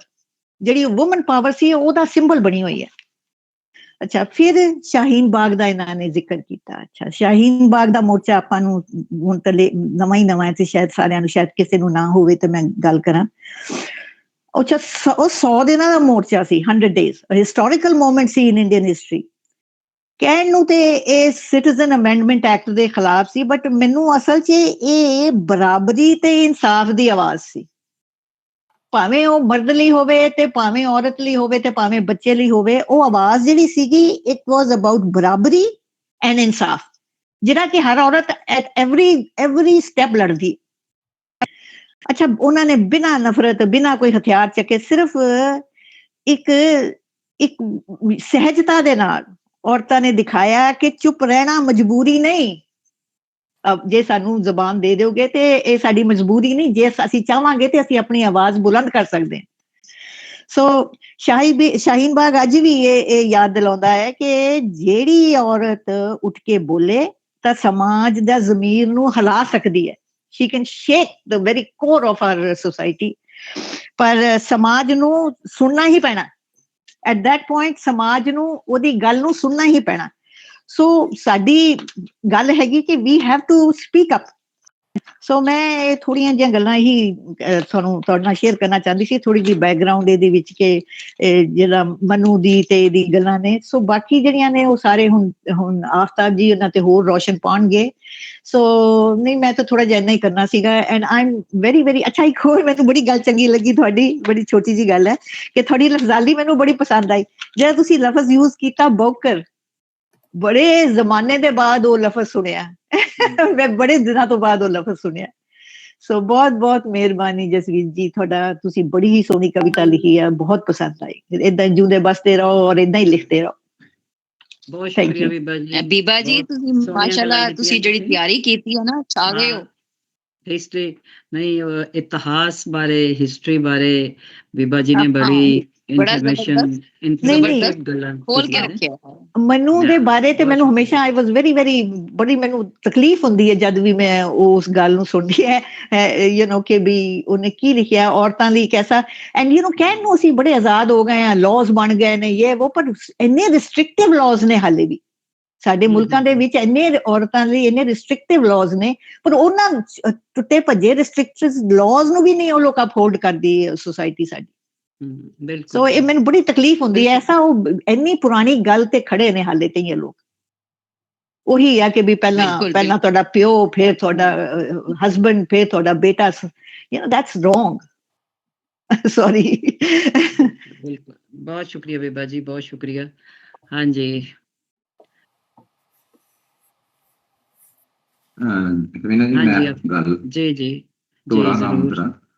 ਜੀ ਤੇ ਤਲਤ ਜੀ ਨੇ ਤੇ ਬੀਬਾ ਜੀ ਨੇ ਬੜੀ ਮਦਲਲ ਗੁਫ਼ਤਗੂ ਕੀਤੀ ਔਰ ਸਾਰੇ ਜਿਹੜੇ ਪੱਖ ਨੇ ਨਾ ਇਹਦੇ ਉਹਨੂੰ ਗੌਰ ਕੀਤਾ ਹੈ। ਹਾਂ ਜੀ, ਬਹਰਹਾਲ ਜਿਹੜੀ ਜਸਵੀਰ ਹੋਰਾਂ ਦੀ ਜਿਹੜੀ ਕਵਿਤਾ ਹੈ ਨਾ, ਬੜੀ ਸਾਦਾ ਤੇ ਸੌਖੇ ਅੱਖਰਾਂ ਨਾਲ ਉਹਨਾਂ ਨੇ ਆਪਣੇ ਮੁੱਦੇ ਨੂੰ, ਜਿਹੜਾ ਆਬਵੀਅਸਲੀ ਵੀਰਾਨੀ ਦੇ ਮੌਜੂ ਤੇ ਬੜੇ ਸੋਹਣੇ ਢੰਗ ਨਾਲ ਬਿਆਨ ਕੀਤਾ ਹੈ। ਇਹ ਸਬਜੈਕਟ ਤੇ ਵਧੇਰਾ ਲਿਖਿਆ ਗਿਆ, ਪਰ ਇਹਨਾਂ ਦਾ ਢੰਗ ਜ਼ਰਾ ਥੋੜਾ ਜਿਹਾ ਮੈਨੂੰ ਵੱਖਰਾ ਲੱਗਾ ਹੈ। ਨਿੱਕੇ ਨਿੱਕੇ ਤੇ ਕੋਮਲ ਲਫ਼ਜ਼ਾਂ ਨਾਲ ਆਪਣੀ ਗੱਲ ਨੂੰ ਅੱਗੇ ਵਧਾਇਆ ਹੈ, ਜਿਨ੍ਹਾਂ ਤੇ ਗੌਰ ਕਰਨਾ ਜ਼ਰੂਰੀ ਹੈ। ਔਰ ਕਾਫੀ ਕੁਝ ਤਲਤ ਜੀ ਤੇ ਬੀਬਾ ਜੀ ਨੇ ਇਹਨਾਂ ਤੇ ਗੌਰ ਕੀਤਾ ਹੈ। ਕਵਿਤਾ ਅੰਦਰ ਇੱਕ ਔਰਤ ਦੀ ਸਾਡੇ ਸਮਾਜ ਅੰਦਰ ਉਹ ਤਸਵੀਰ ਵਿਖਾਈ ਹੈ ਜਿਹਨੂੰ ਵਰਤ ਤੇ ਬਣਾਏ ਵਸੇਬ ਲਈ ਰਿਕਗਨਾਈਜ਼ ਨਹੀਂ ਕੀਤਾ ਜਾਂਦਾ। ਇਸ ਕਾਰਨ ਹੀ ਉਹ ਆਪਣੀ ਹਯਾਤੀ ਅੰਦਰ ਨਫਸਿਆਤੀ, ਮਾਸ਼ਰਤੀ ਤੇ ਸਮਾਜੀ ਔਕੜਾਂ ਦਾ ਸ਼ਿਕਾਰ ਹੁੰਦੀ ਹੈ। ਇਸ ਵਿਹਾਰ ਨੇ ਔਰਤ ਦੀ ਰੂਹ ਨੂੰ ਜਕੜਨ ਤੇ ਸੌੜ ਦਾ ਸ਼ਿਕਾਰ ਕਰ ਦਿੱਤਾ ਹੈ। ਉਹਨੂੰ ਇੱਕ ਜਿਉਂਦੇ ਇਨਸਾਨ ਤੋਂ ਬੇਜਾਨ ਵਸਤ ਵਿੱਚ ਤਬਦੀਲ ਕਰ ਦਿੱਤਾ ਹੈ। ਇਹ ਜਬਰੋ ਇਸਤੇਤਾਲ ਦੀ ਬਦਤਰੀਨ ਸ਼ਕਲ ਹੈ। ਅਸੀਂ ਦੇਖਦੇ ਹਾਂ ਪਈ ਕਵਿਤਾ ਦਾ ਸ਼ੁਰੂ ਹੀ ਜਿਹੜਾ ਹੈ ਇੱਕ ਡੋਮੀਨੈਂਟ ਕਰੈਕਟਰ ਜਿਹੜਾ ਹੈ ਮੇਲ ਦਾ ਹੈ, ਉਸ ਤੋਂ ਹੈ। ਇੱਥੇ ਮਰਦੀ ਨਫਸਿਆਤ ਦੀ ਗੱਲ ਕੀਤੀ ਗਈ ਹੈ। ਭਈ ਔਰਤ ਹਮੇਸ਼ਾ ਉਹਦੀ ਮਰਜ਼ੀ ਦੇ ਤਾਬੇ ਜਦੋਂ ਚਾਹੇ ਉਹਨੂੰ ਖਿਡੌਣਾ ਬਣਾ ਲਵੇ, ਜਦੋਂ ਚਾਹੇ ਦਬਦਬੇ ਲਵੇ। ਇੱਥੇ ਲਿਖਾਰਨ ਨੇ ਕਵਿਤਾ ਵਿੱਚ ਆਟੇ ਦੇ ਪੇੜੇ ਨੂੰ ਇੱਕ ਤਾਰੇ ਦੇ ਤੌਰ ਤੇ ਵਰਤਿਆ। ਆਟੇ ਦਾ ਪੇੜਾ ਬਾਲਾਂ ਬਾਲਣੀਆਂ ਦੀ ਖੇਡ ਹੈ ਜਿਸ ਨੂੰ ਉਹ ਵੱਖੋ ਵੱਖ ਮੂਰਤਾਂ ਬਣਾਉਂਦੇ ਨੇ, ਪਰ ਇੱਥੇ ਇਸ ਆਟੇ ਦੇ ਪੇੜੇ ਨੂੰ ਇੱਕ ਮਰਦ ਦੇ ਹੱਥ ਵਿੱਚ ਭੇਜ ਦਿੱਤਾ ਹੈ। ਅਸਲ ਵਿੱਚ ਇੱਕ ਮਰਦ ਦੀ ਹੈਵਾਨੀ ਜਿਬਿਲਤ ਨੂੰ ਜ਼ਾਹਰ ਕੀਤਾ ਗਿਆ, ਜਿਵੇਂ ਚਿੜੀ ਤੇ ਜੰਗਲੀ ਬਿੱਲੇ ਦਾ ਕੰਟਰਾਸਟ। ਕਦੀ ਦੀਵਾ ਬਣਾ ਆਪਣੇ ਅੰਦਰ ਦੇ ਕੋਝ ਤੇ ਹਨੇਰਿਆਂ ਨੂੰ ਮੁਕਾਣਾ, ਆਪਣੀ ਤੀਵੀ ਨੂੰ ਇੱਕ ਇਨਸਾਨ ਦੇ ਤਰਾਜ਼ਰ ਵਿੱਚ ਨਹੀਂ ਵੇਖਣਾ। ਉਹ ਉਹਦੇ ਨਾਲ ਮੈਰੀਟਲ ਰੇਪ ਕਰਦਾ ਹੈ ਤੇ ਬੇਜਾਨ ਬਸ ਸਮਝ ਕੇ ਨੁਕਰੇ ਰੱਖ ਦਿੰਦਾ ਹੈ। ਇਸ ਨੈਗਲੈਕਟਡ ਤੇ ਗੈਰ ਇਨਸਾਨੀ ਰਵੱਈਆਂ ਪਾਰੋਂ ਔਰਤ ਨੂੰ ਸਹੀ ਹੁੰਦਾ ਹੈ ਜਿਵੇਂ ਉਹ ਕੋਈ ਗੁਲਾਮ ਹੈ। ਆਲ ਦੁਆਲ ਦਾ ਮਾਹੌਲ ਉਹਨੂੰ ਅਨਸਿਕਿਉਰ ਤੇ ਐਮਬੈਰਸ ਕਰਦਾ ਹੈ। ਉਹਨੂੰ ਲੱਗਦਾ ਹੈ ਕਿ ਉਹ ਜਿਸ ਤਰ੍ਹਾਂ ਮਾਯੂਸੀ ਦਾ ਸ਼ਿਕਾਰ ਹੋ ਰਹੀ ਹੈ, ਜਾਂ ਉਹਨੇ ਇਹ ਸਾਰੀ ਸਿਚੁਏਸ਼ਨ ਵਿੱਚ ਹਥਿਆਰ ਸੁੱਟਦੇ ਨੇ, ਜਾਂ ਉਹ ਹਾਰ ਗਈ ਹੈ। ਲੇਕਿਨ ਇੱਥੇ ਇੱਕ ਅਚਨਚੇਤ ਹੀ ਥੋੜਾ ਟਰਨਿੰਗ ਪੁਆਇੰਟ ਦਾ ਕਿ ਉਹਦੀ ਟਰਾਂਸਫਾਰਮੇਸ਼ਨ ਦਾ ਅਮਲ ਸ਼ੁਰੂ ਹੁੰਦਾ ਹੈ। ਉਹਦੇ ਅੰਦਰ ਜਿਹੜੀ ਰਿਵੋਲਟ ਦੀ ਚਿਨ੍ਹ ਹੈ ਨਾ, ਉਹ ਪੈਦਾ ਹੁੰਦੀ ਹੈ। ਇਹਦਾ ਕਾਰਨ ਉਹ ਇਨਸਪੀਰੇਸ਼ਨ ਹੈ ਜਿਹੜੀ ਗੁਲਾਬ ਕੌਰ ਦੀ ਸ਼ਕਲ ਵਿੱਚ ਸਾਹਮਣੇ ਆਉਂਦੀ ਹੈ। ਬੀਬਾ ਜੀ ਨੇ ਵੀ ਇਹਦਾ ਜ਼ਿਕਰ ਕੀਤਾ, ਤਲਤ ਜੀ ਨੇ ਵੀ ਜ਼ਿਕਰ ਕੀਤਾ। ਗੁਲਾਬ ਕੌਰ ਪੰਜਾਬ ਦੀ ਅਨਸੰਗ ਹੀਰੋਇਨ ਹੈ ਜਿਹੜੀ ਮਰਦਾਂ ਦੇ ਬਰਾਬਰ ਕਦਰ ਤਰੀਕੇ 'ਚ ਆਪਣੀ ਆਜ਼ਾਦੀ ਲਈ ਗੋਰਿਆਂ ਨਾਲ ਲੜੇ। ਮਤਲਬ ਇੱਕ ਔਰਤ ਨੂੰ ਆਪਣੀ ਖੁੱਲ੍ਹ ਆਜ਼ਾਦੀ ਲਈ ਗੁਲਾਬ ਕੌਰ ਵਰਗੀ ਦਲੇਰੀ ਤੇ ਦ੍ਰਿੜਤਾ ਦੀ ਲੋੜ ਹੈ। ਫਿਰ ਜਿਸ ਤਰ੍ਹਾਂ ਖਾਸ ਤੌਰ ਤੇ ਕਾਫੀ ਗੋ ਪਾਇਆ ਗਿਆ ਤਲਤ ਜੀ ਨਾਲ ਬੀਬਾ ਜੀ ਨੇ ਕਿ ਇਹ ਇੱਥੇ ਜ਼ਿਕਰ ਕੀਤਾ ਹੈ ਕਿ ਦਾਦੀ, ਨਾਨੀ, ਧੀ, ਉਹਨਾਂ ਦਾ ਜ਼ਿਕਰ ਕੀਤਾ। ਬੜਾ ਔਰ ਤਲਬ ਇਹ ਫਿਕਰੇ ਨੇ, ਯਾਨੀ ਇਸ ਫਿਕਰ ਦੇ ਪਿੱਛੇ ਇੱਕ ਪੂਰੀ ਫੈਮਿਨਿਜ਼ਮ ਦੀ ਲਹਿਰ ਨਜ਼ਰ ਆਉਂਦੀ ਹੈ। ਯਾਨੀ ਕਿ ਅੱਜ ਤੋਂ 50 ਸਾਲ ਪਹਿਲੇ ਦੀ ਪੋਇਟਰੀ ਦੇਖੀਏ ਔਰਤ ਦੇ ਵੱਲ ਨਾਲ, ਜਾਂ ਅੱਜ ਦੀ ਜਿਹੜੀ 21ਵੀਂ ਸਦੀ ਦੇ ਵਿੱਚ ਬੈਠ ਕੇ ਜਜ਼ਬੇ ਦਿਖ ਰਹੇ ਨੇ ਨਾ ਕੋਈ, ਤੇ ਉਹਦੇ ਪਿੱਛੇ ਕੁਝ ਮਹਰਕਾਤ ਤੇ ਹੈ ਨਹੀਂ, ਕੋਈ ਅਵੇਅਰਨੈਸ ਤੇ ਹੈ ਨਹੀਂ। ਹੁਣ ਉਹ ਜਿੱਥੇ ਗੱਲ ਕਰ ਰਹੀ ਹੈ ਆਪਣਾ ਕੀਤੀ ਉਹਨਾਂ ਜਸਵੀਰ ਹੋਰਾਂ ਨੇ ਕਿ ਦਾਦਾ, ਨਾਨਾ, ਪਿਓ ਤੇ ਜਿਹੜਾ ਪੁੱਤਰ ਹੈ, ਔਰ ਬਿਲਕੁਲ ਹੀ ਬੀਬਾ ਜੀ ਨੇ ਐਗਜ਼ੈਕਟਲੀ ਉਹੀ ਗੱਲ ਹੈ। ਇਹ ਐਕਚੁਅਲੀ ਉਹ ਪੈਟਰੀਆਰਕਲ ਨੋਰਮਸ ਨੇ ਜਿਹਨੂੰ ਉਧੇੜ ਕੇ ਰੱਖਤਾ ਹੈ ਔਰ ਉਹਨੂੰ ਐਸਾ ਹਿਲਾਉਣਾ ਦਿੱਤਾ ਹੈ ਕਿ ਉਹਦੇ ਅੱਗੇ ਇੱਕ ਡਕਾ ਜਿਹਾ ਲਾਉਣ ਦੀ ਕੋਸ਼ਿਸ਼ ਕੀਤੀ ਗਈ ਹੈ। ਇਸ ਦੇ ਵੀ ਐਸੀ ਸਿਚੁਏਸ਼ਨ ਨੂੰ ਉਹਨਾਂ ਨੇ ਆਪਣੀ ਪੁਆਇੰਟ ਦੇ ਵਿੱਚ ਪੋਰਟਰੇ ਕੀਤਾ ਹੈ, ਔਰ ਉਹ ਇਸੇ ਕਾਰਨ ਹੀ ਉਹ ਡਟ ਖਲੋਤੀ ਹੈ। ਔਰ ਇਹ ਸਫ਼ਰ ਜਿਹੜਾ ਖਾਸ ਤੌਰ ਉਹਦੀ ਆਪਣੀ ਹੋਂਦ ਦਾ, ਪਛਾਣ ਦਾ, ਜਿਹੜਾ ਕਿ ਜਾਰੀ ਉਹ ਸਾਰੀ ਹੈ, ਬਲਕਿ ਕਿਸੇ ਹੱਦ ਤੱਕ ਉਹਦੇ ਵਿੱਚ ਕਾਮਯਾਬ ਵੀ ਹੈ। ਔਰ ਉਹਨਾਂ ਤਾਈਂ ਯਾਨੀ ਕਿ ਇੱਕ ਔਰਤ ਦੇ ਹਵਾਲੇ ਨਾਲ ਜਿਹੜਾ ਮੇਲ ਸ਼ਾਬਨਿਜ਼ਮ ਦਾ ਸੰਗਲ ਤੋੜਨ ਦਾ ਇਹੋ ਹੀ ਤਰੀਕਾ ਹੈ, ਤੇ ਇਸ ਮਕਸਦ ਦੇ ਵਿੱਚ ਉਹ ਭਰਪੂਰ ਤਰੀਕੇ ਨਾਲ ਕਾਮਯਾਬੀ ਦੀਆਂ ਸੀੜੀਆਂ ਚੜ੍ਹਦੀਆਂ ਜਾ ਰਹੀਆਂ ਨੇ। ਬਹੁਤ ਸੋਹਣੀ ਨਜ਼ਮ ਹੈ ਔਰ ਜਸਵੀਰ ਜੀ ਨੂੰ ਬਹੁਤ ਮੁਬਾਰਕਾਂ। ਸ਼ੁਕਰੀਆ, ਬਹੁਤ ਸ਼ੁਕਰੀਆ ਸ਼ੇਖ ਆਫਤਾਬ ਜੀ, ਬਹੁਤ ਅੱਛੇ ਜੀ, ਐਜ਼ ਯੂਜੂਅਲ ਗੱਲਬਾਤ ਕੀਤੀ ਤੁਸੀਂ, ਬਹੁਤ ਜ਼ਬਰਦਸਤ, ਬਹੁਤ ਵਧੀਆ ਤੇ ਜਿਉਂਦੇ ਰਹੋ।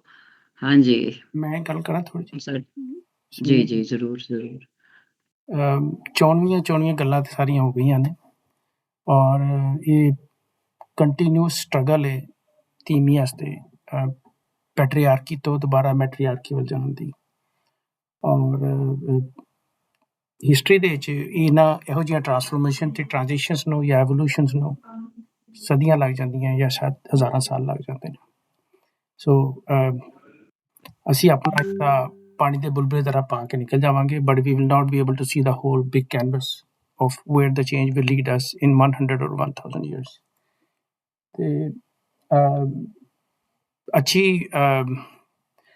ਜਿਹੜੇ ਇਸ਼ੂਜ਼ ਨਜ਼ਮ 'ਚ ਆਏ ਨੇ ਉਹ ਬਿਲਕੁਲ ਪ੍ਰੈਕਟੀਕਲ ਨੇ, ਪ੍ਰੈਵਲੈਂਟ ਨੇ, ਰੈਲੇਵੈਂਟ ਨੇ, ਔਰ ਸਾਡੇ ਚਾਰ ਚੁਫੇਰੇ ਵੀ ਹੋ ਰਹੇ ਨੇ, ਔਰ ਸਾਡੇ ਬਾਇਸਿਸ ਦੇ ਪ੍ਰੈਜੂਡਿਸਿਸ, ਕਲੌਕਡ ਇਨ ਟ੍ਰੈਡੀਸ਼ਨਸ ਐਂਡ ਕਲਚਰ ਕਿ ਉਹਨਾਂ ਨੂੰ ਅਸੀਂ ਇਹ ਭੈੜੀਆਂ ਜਿਹੜੀਆਂ ਸਾਡੀਆਂ ਟ੍ਰੈਡੀਸ਼ਨਸ ਨੇ ਉਹਨਾਂ ਨੂੰ ਅਸੀਂ ਕਲਚਰ ਦਾ ਨਾਂ ਦੇ ਕੇ ਅਤੇ ਵਡਿਆਪੇ ਦਾ ਨਾਂ ਦੇ ਕੇ ਅਤੇ ਉਹਨਾਂ ਨੂੰ ਅਸੀਂ ਖਿੱਚੀ ਜਾ ਰਹੇ ਹਾਂ। ਮਾਵਾਂ ਦਾ, ਭੈਣਾਂ ਦਾ, ਧੀਆਂ ਦਾ ਹਿੱਸਾ ਜਿਹੜਾ ਅਸੀਂ ਖੋ ਖਾ ਕੇ ਹਜ਼ਮ ਕਰਕੇ ਅਤੇ ਹੱਜ ਵੀ ਕਰ ਲੈਂਦੇ ਹਾਂ ਜਾ ਕੇ। ਅਤੇ ਬਸ ਇਹ ਵੈਰੀ ਪ੍ਰੈਕਟੀਕਲ ਔਰ ਇਨ ਰਾਈਟ ਡਾਇਰੈਕਸ਼ਨ ਕਰੰਟ ਮੂਵਮੈਂਟ ਹੈ। ਲੇਕਿਨ ਸ਼ਾਇਦ ਜਿਹੜੇ ਲੋਕ ਏਸ਼ੀਆ 'ਚ ਰਹਿੰਦੇ ਉਹਨਾਂ ਨੂੰ ਲੱਗਦਾ ਕਿ ਸ਼ਾਇਦ ਇਹ ਮੂਵਮੈਂਟ ਸਿਰਫ ਏਸ਼ੀਆ ਵਾਸਤੇ ਵੀ ਜਾਂ ਉਹ ਥਰਡ ਵਰਲਡ ਵਾਸਤੇ ਵੀ। ਇਹ ਫਸਟ ਵਰਲਡ ਦੇ ਵਿੱਚ ਵੀ ਬਹੁਤ ਸਾਰੇ ਇਸ਼ੂਜ਼ ਨੇ ਜਿਹਦੇ 'ਚ ਡੋਮੈਸਟਿਕ ਵਾਇਲੈਂਸ ਹੈ ਔਰ ਬਰਾਬਰੀ ਨਹੀਂ ਹੈਗੀ, ਇਕੁਐਲਿਟੀ ਇਨ ਸੈਲਰੀਜ਼, ਵੇਜਿਸ, ਬੈਨੀਫਿਟਸ ਉਹ ਨਹੀਂ ਹੈਗੀ। So the struggle is universal for that species we call women. Shah Hussain ਦੀ ਮੈਨੂੰ ਦੋ ਲਾਈਨਾਂ ਯਾਦ ਆ ਰਹੀਆਂ, ਜਿਵੇਂ ਮੈਂ ਕਿਹਾ ਕਿ struggle is on and will continue, ਕਿ ਸੁਰਤ ਦੀ ਸੂਈ ਪ੍ਰੇਮ ਦੇ ਧਾਗੇ ਪਿਉਂਦ ਲੱਗੇ ਸੱਤ ਸੰਗੇ ਤੇ ਕਹੇ ਹੁਸੈਨ ਫਕੀਰ ਸਾਈਂ ਦਾ ਤਖਤ ਨਾ ਮਿਲਦੇ ਮੰਗੇ। ਸੋ ਇਹ ਜਿਹੜਾ ਤਖਤ ਅਸੀਂ ਲੈਣ ਦੀ ਕੋਸ਼ਿਸ਼ ਕਰ ਰਹੇ ਹਾਂ ਇਹ ਖੋਣਾ ਪੈਣਾ ਹੈ ਅਤੇ ਸਟਰਗਲ ਤੋਂ ਬਗੈਰ ਤੁਹਾਨੂੰ ਤਖਤ ਨਹੀਂ ਮਿਲਣਾ, ਓਬਜੈਕਟਿਵ ਅਚੀਵ ਨਹੀਂ ਹੋਣੇ। Thank you. ਬਹੁਤ ਸ਼ੁਕਰੀਆ ਸਾਈ ਸਾਹਿਬ, ਬੜੀ ਅੱਛਾ ਪੁਆਇੰਟ ਤੁਸੀਂ ਡਿਸਕਸ ਕੀਤਾ ਹੈ ਔਰ ਅਖੀਰ ਵਿੱਚ ਬੜੀ ਸੋਹਣੀ ਗੱਲ ਕੀਤੀ ਹੈ ਸ਼ਾਹ ਹੁਸੈਨ ਬਾਰੇ। ਤੇ ਹਾਂਜੀ ਹੁਣ ਵੈਰੀ ਨਾਈਸ, ਸ਼ਾਹ ਹੁਸੈਨ ਦੀ ਤਾਂ ਬੜੀ ਵਧੀਆ ਟਾਈਮਲੀ ਤੁਸੀਂ ਕੱਢੀ ਹੈ। ਹਾਂਜੀ ਬਿਲਕੁਲ, ਕਿ ਵਾਕਈ ਸਹੀ ਗੱਲ ਹੈ। ਕੋਈ ਚੀਜ਼ ਜਿਹੜੀ ਔਰ ਸਪੈਸ਼ਲੀ ਜਿਹੜਾ ਇਸ਼ੂ ਹੈ ਇਹਦੇ ਵਿੱਚ ਤੇ ਫਾਈਟ ਦਰ ਫਾਈਟ ਚਲੇਗੀ। ਹਾਂਜੀ ਹੁਣ ਕੌਣ ਸਾ ਗੱਲ ਕਰਨਗੇ? ਮੇਰੇ ਖਿਆਲ ਜੀ ਅਮਰ ਜੀ।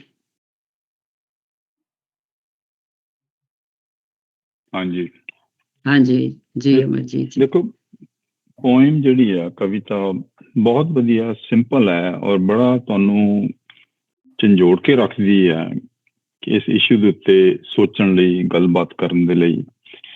ਪਰ ਜੋ ਮੈਂ ਸੋਚਦਾ ਕਿ ਪੈਟਰੀਆਰਕੀ ਦੀ ਡੋਮੀਨੈਂਸ ਜਿਹੜੀ ਹੋ ਰਹੀ ਹੈ, ਇਹ ਗੱਲ ਕਰ ਰਹੇ ਹਾਂ, ਪਰ ਮੇਰੇ ਖਿਆਲ ਜਿਹੜੀ ਕੰਪਲੀਟ ਪਿਕਚਰ ਹੈ, ਜਿੱਦਾਂ ਬੀਬਾ ਜੀ ਨੇ ਵੀ ਕਿਹਾ ਕਿ ਜਦੋਂ ਸੁਸਾਇਟੀ ਸ਼ੁਰੂ ਦੇ ਵਿੱਚ ਬਣਨੀ ਸ਼ੁਰੂ ਹੋਈ, ਉਹਦੇ 'ਚ ਮਨੂ ਨੇ ਸਿਸਟਮ ਡਿਵੈਲਪ ਕੀਤਾ। ਸ਼ੁਰੂ ਤੋਂ ਹੀ ਸਿਸਟਮ ਜਿਹੜਾ ਡਿਵੈਲਪ ਹੋਇਆ ਉਹ ਹੈ ਹਾਇਰਾਰਕੀ, ਬਰਾਬਰੀ ਦੀ ਕੋਈ ਗੱਲ ਨਹੀਂ ਸੀ ਉੱਤੇ।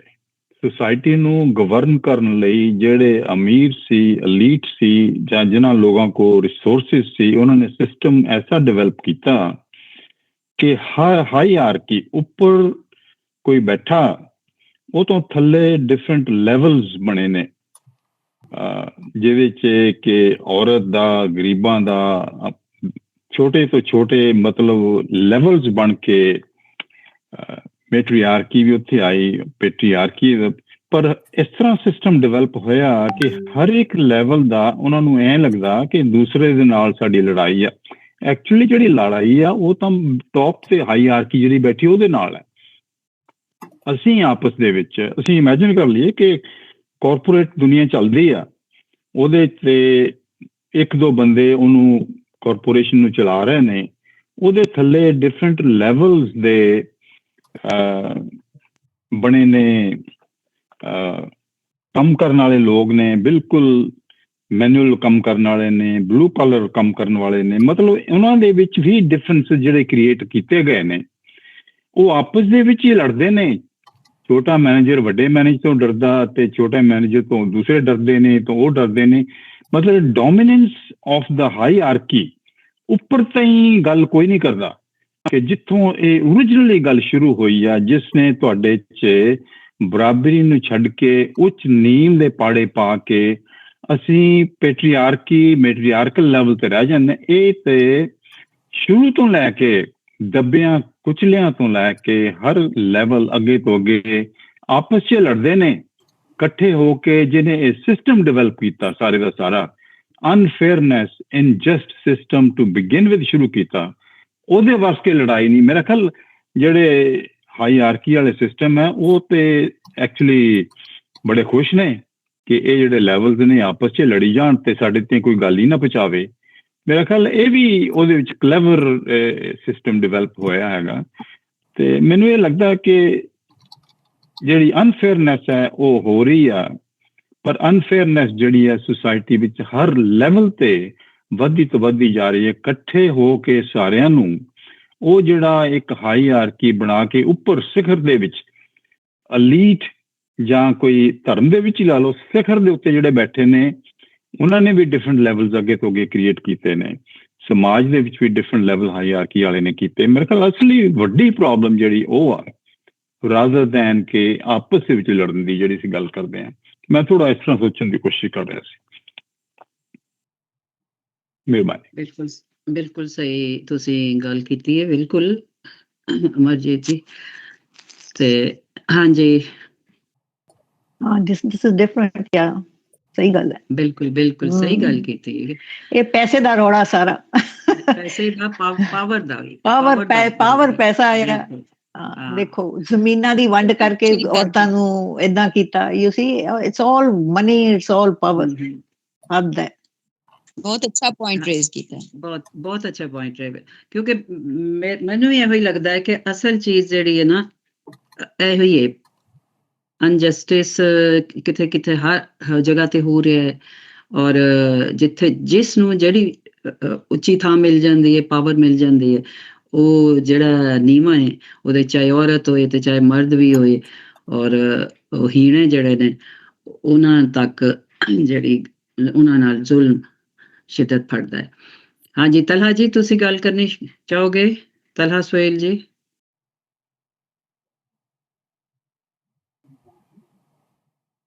ਮੇਰੇ ਖਿਆਲ ਚ ਜੀ ਹੈਲੋ, ਆਵਾਜ਼ ਆ ਰਹੀ ਹੈ? ਹਾਂਜੀ ਹੁਣ ਆਵਾਜ਼ ਆਈ ਹੈ ਜੀ। ਤੁਸੀਂ ਗੱਲ ਕਰੋਗੇ ਕੁਛ ਇਸ ਨਜ਼ਮ ਬਾਰੇ?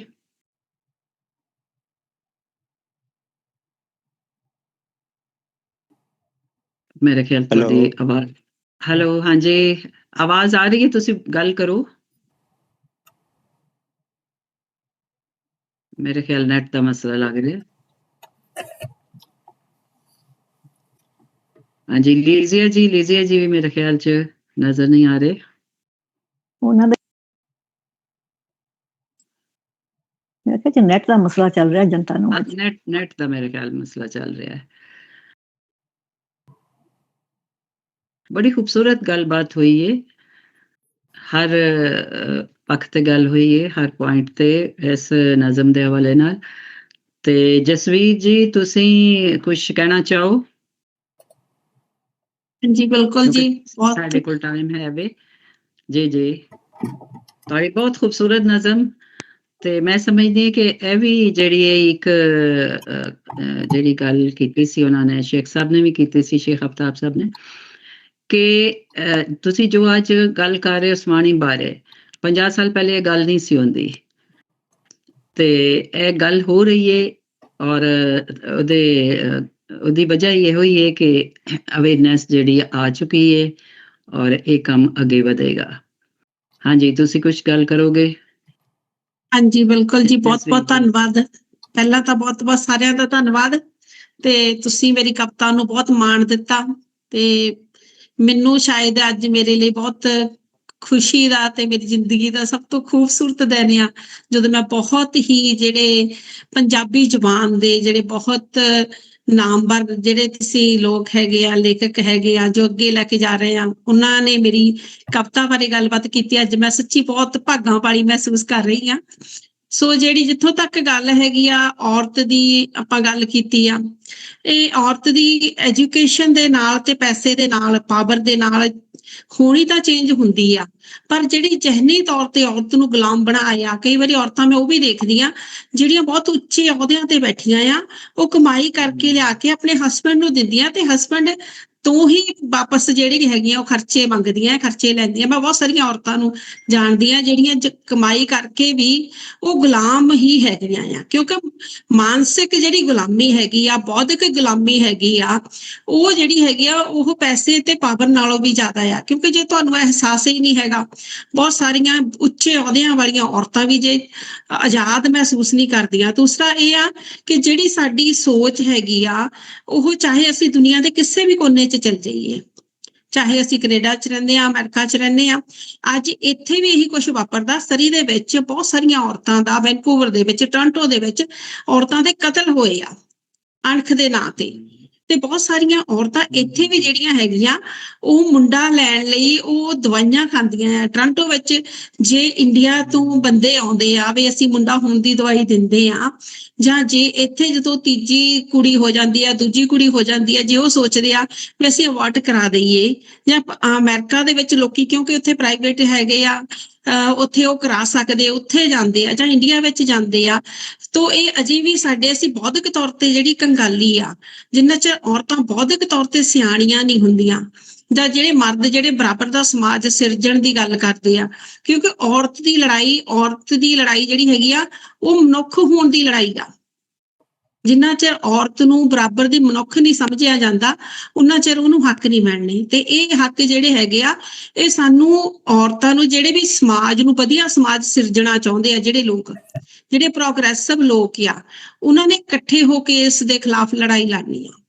ਜਿਹੜੀ ਮਨੂ ਦੀ ਸੋਚ ਆ ਸਾਡੇ ਭਾਰਤ ਦੇ ਵਿੱਚ, ਤਾਂ ਜਦੋਂ ਦੀ ਆਹ ਜਿਹੜੀ ਸਿਸਟਮ, ਜਿਹੜੀ ਸੱਤਾ ਆਈ ਆ, ਇਹ ਸੱਤਾ ਨੇ ਬਹੁਤ ਪਿੱਛੇ ਲੈ ਕੇ ਚਲੇ ਗਈ ਆ। ਅਸੀਂ ਜਿੱਥੋਂ ਤੁਰੇ ਸੀ, ਜਿੱਥੋਂ ਅਸੀਂ ਸਾਇੰਸ ਦੀਆਂ ਗੱਲਾਂ ਕਰਦੇ ਸੀਗੇ, ਉੱਥੋਂ ਬਹੁਤ ਜ਼ਿਆਦਾ ਜਿਹੜੀ ਸੋਚ ਆ ਉਹ ਪਿੱਛੇ ਨੂੰ ਜਾ ਰਹੀ ਆ।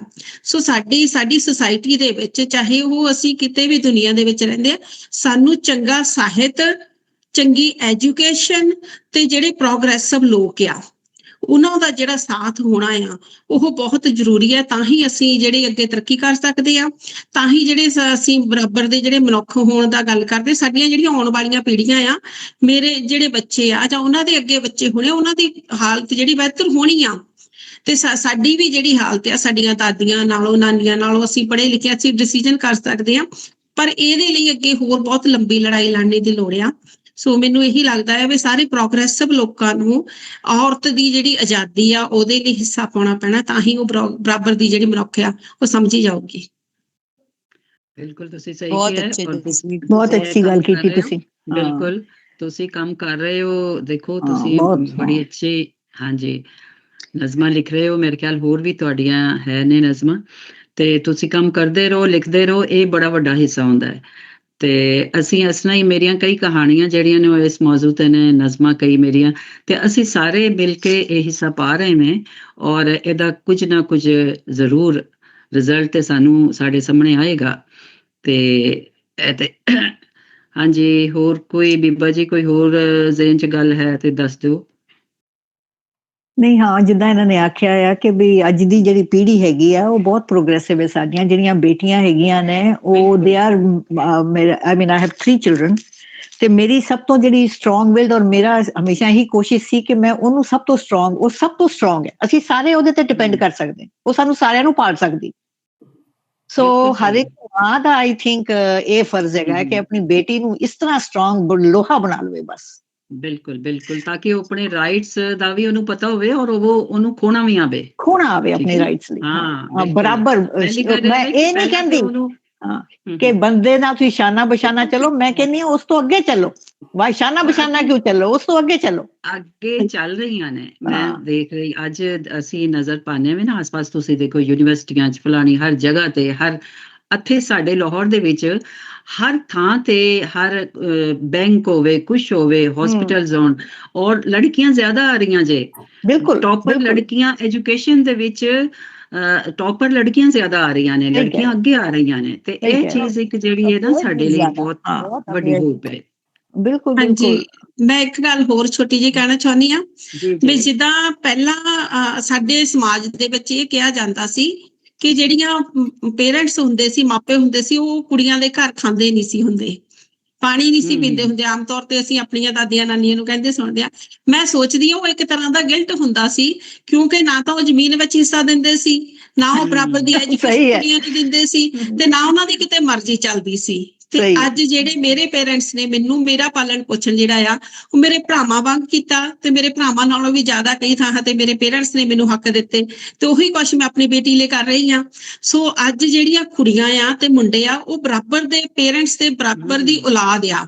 ਜੇ ਅੱਜ ਮੁੰਡਿਆਂ ਨੇ ਔਰਤਾਂ ਪੇਰੈਂਟਸ ਨੂੰ ਸਾਂਭਣਾ ਤੇ ਅੱਜ ਕੁੜੀਆਂ ਦੀ ਵੀ ਉਨੀ ਜ਼ਿੰਮੇਵਾਰੀ ਆ।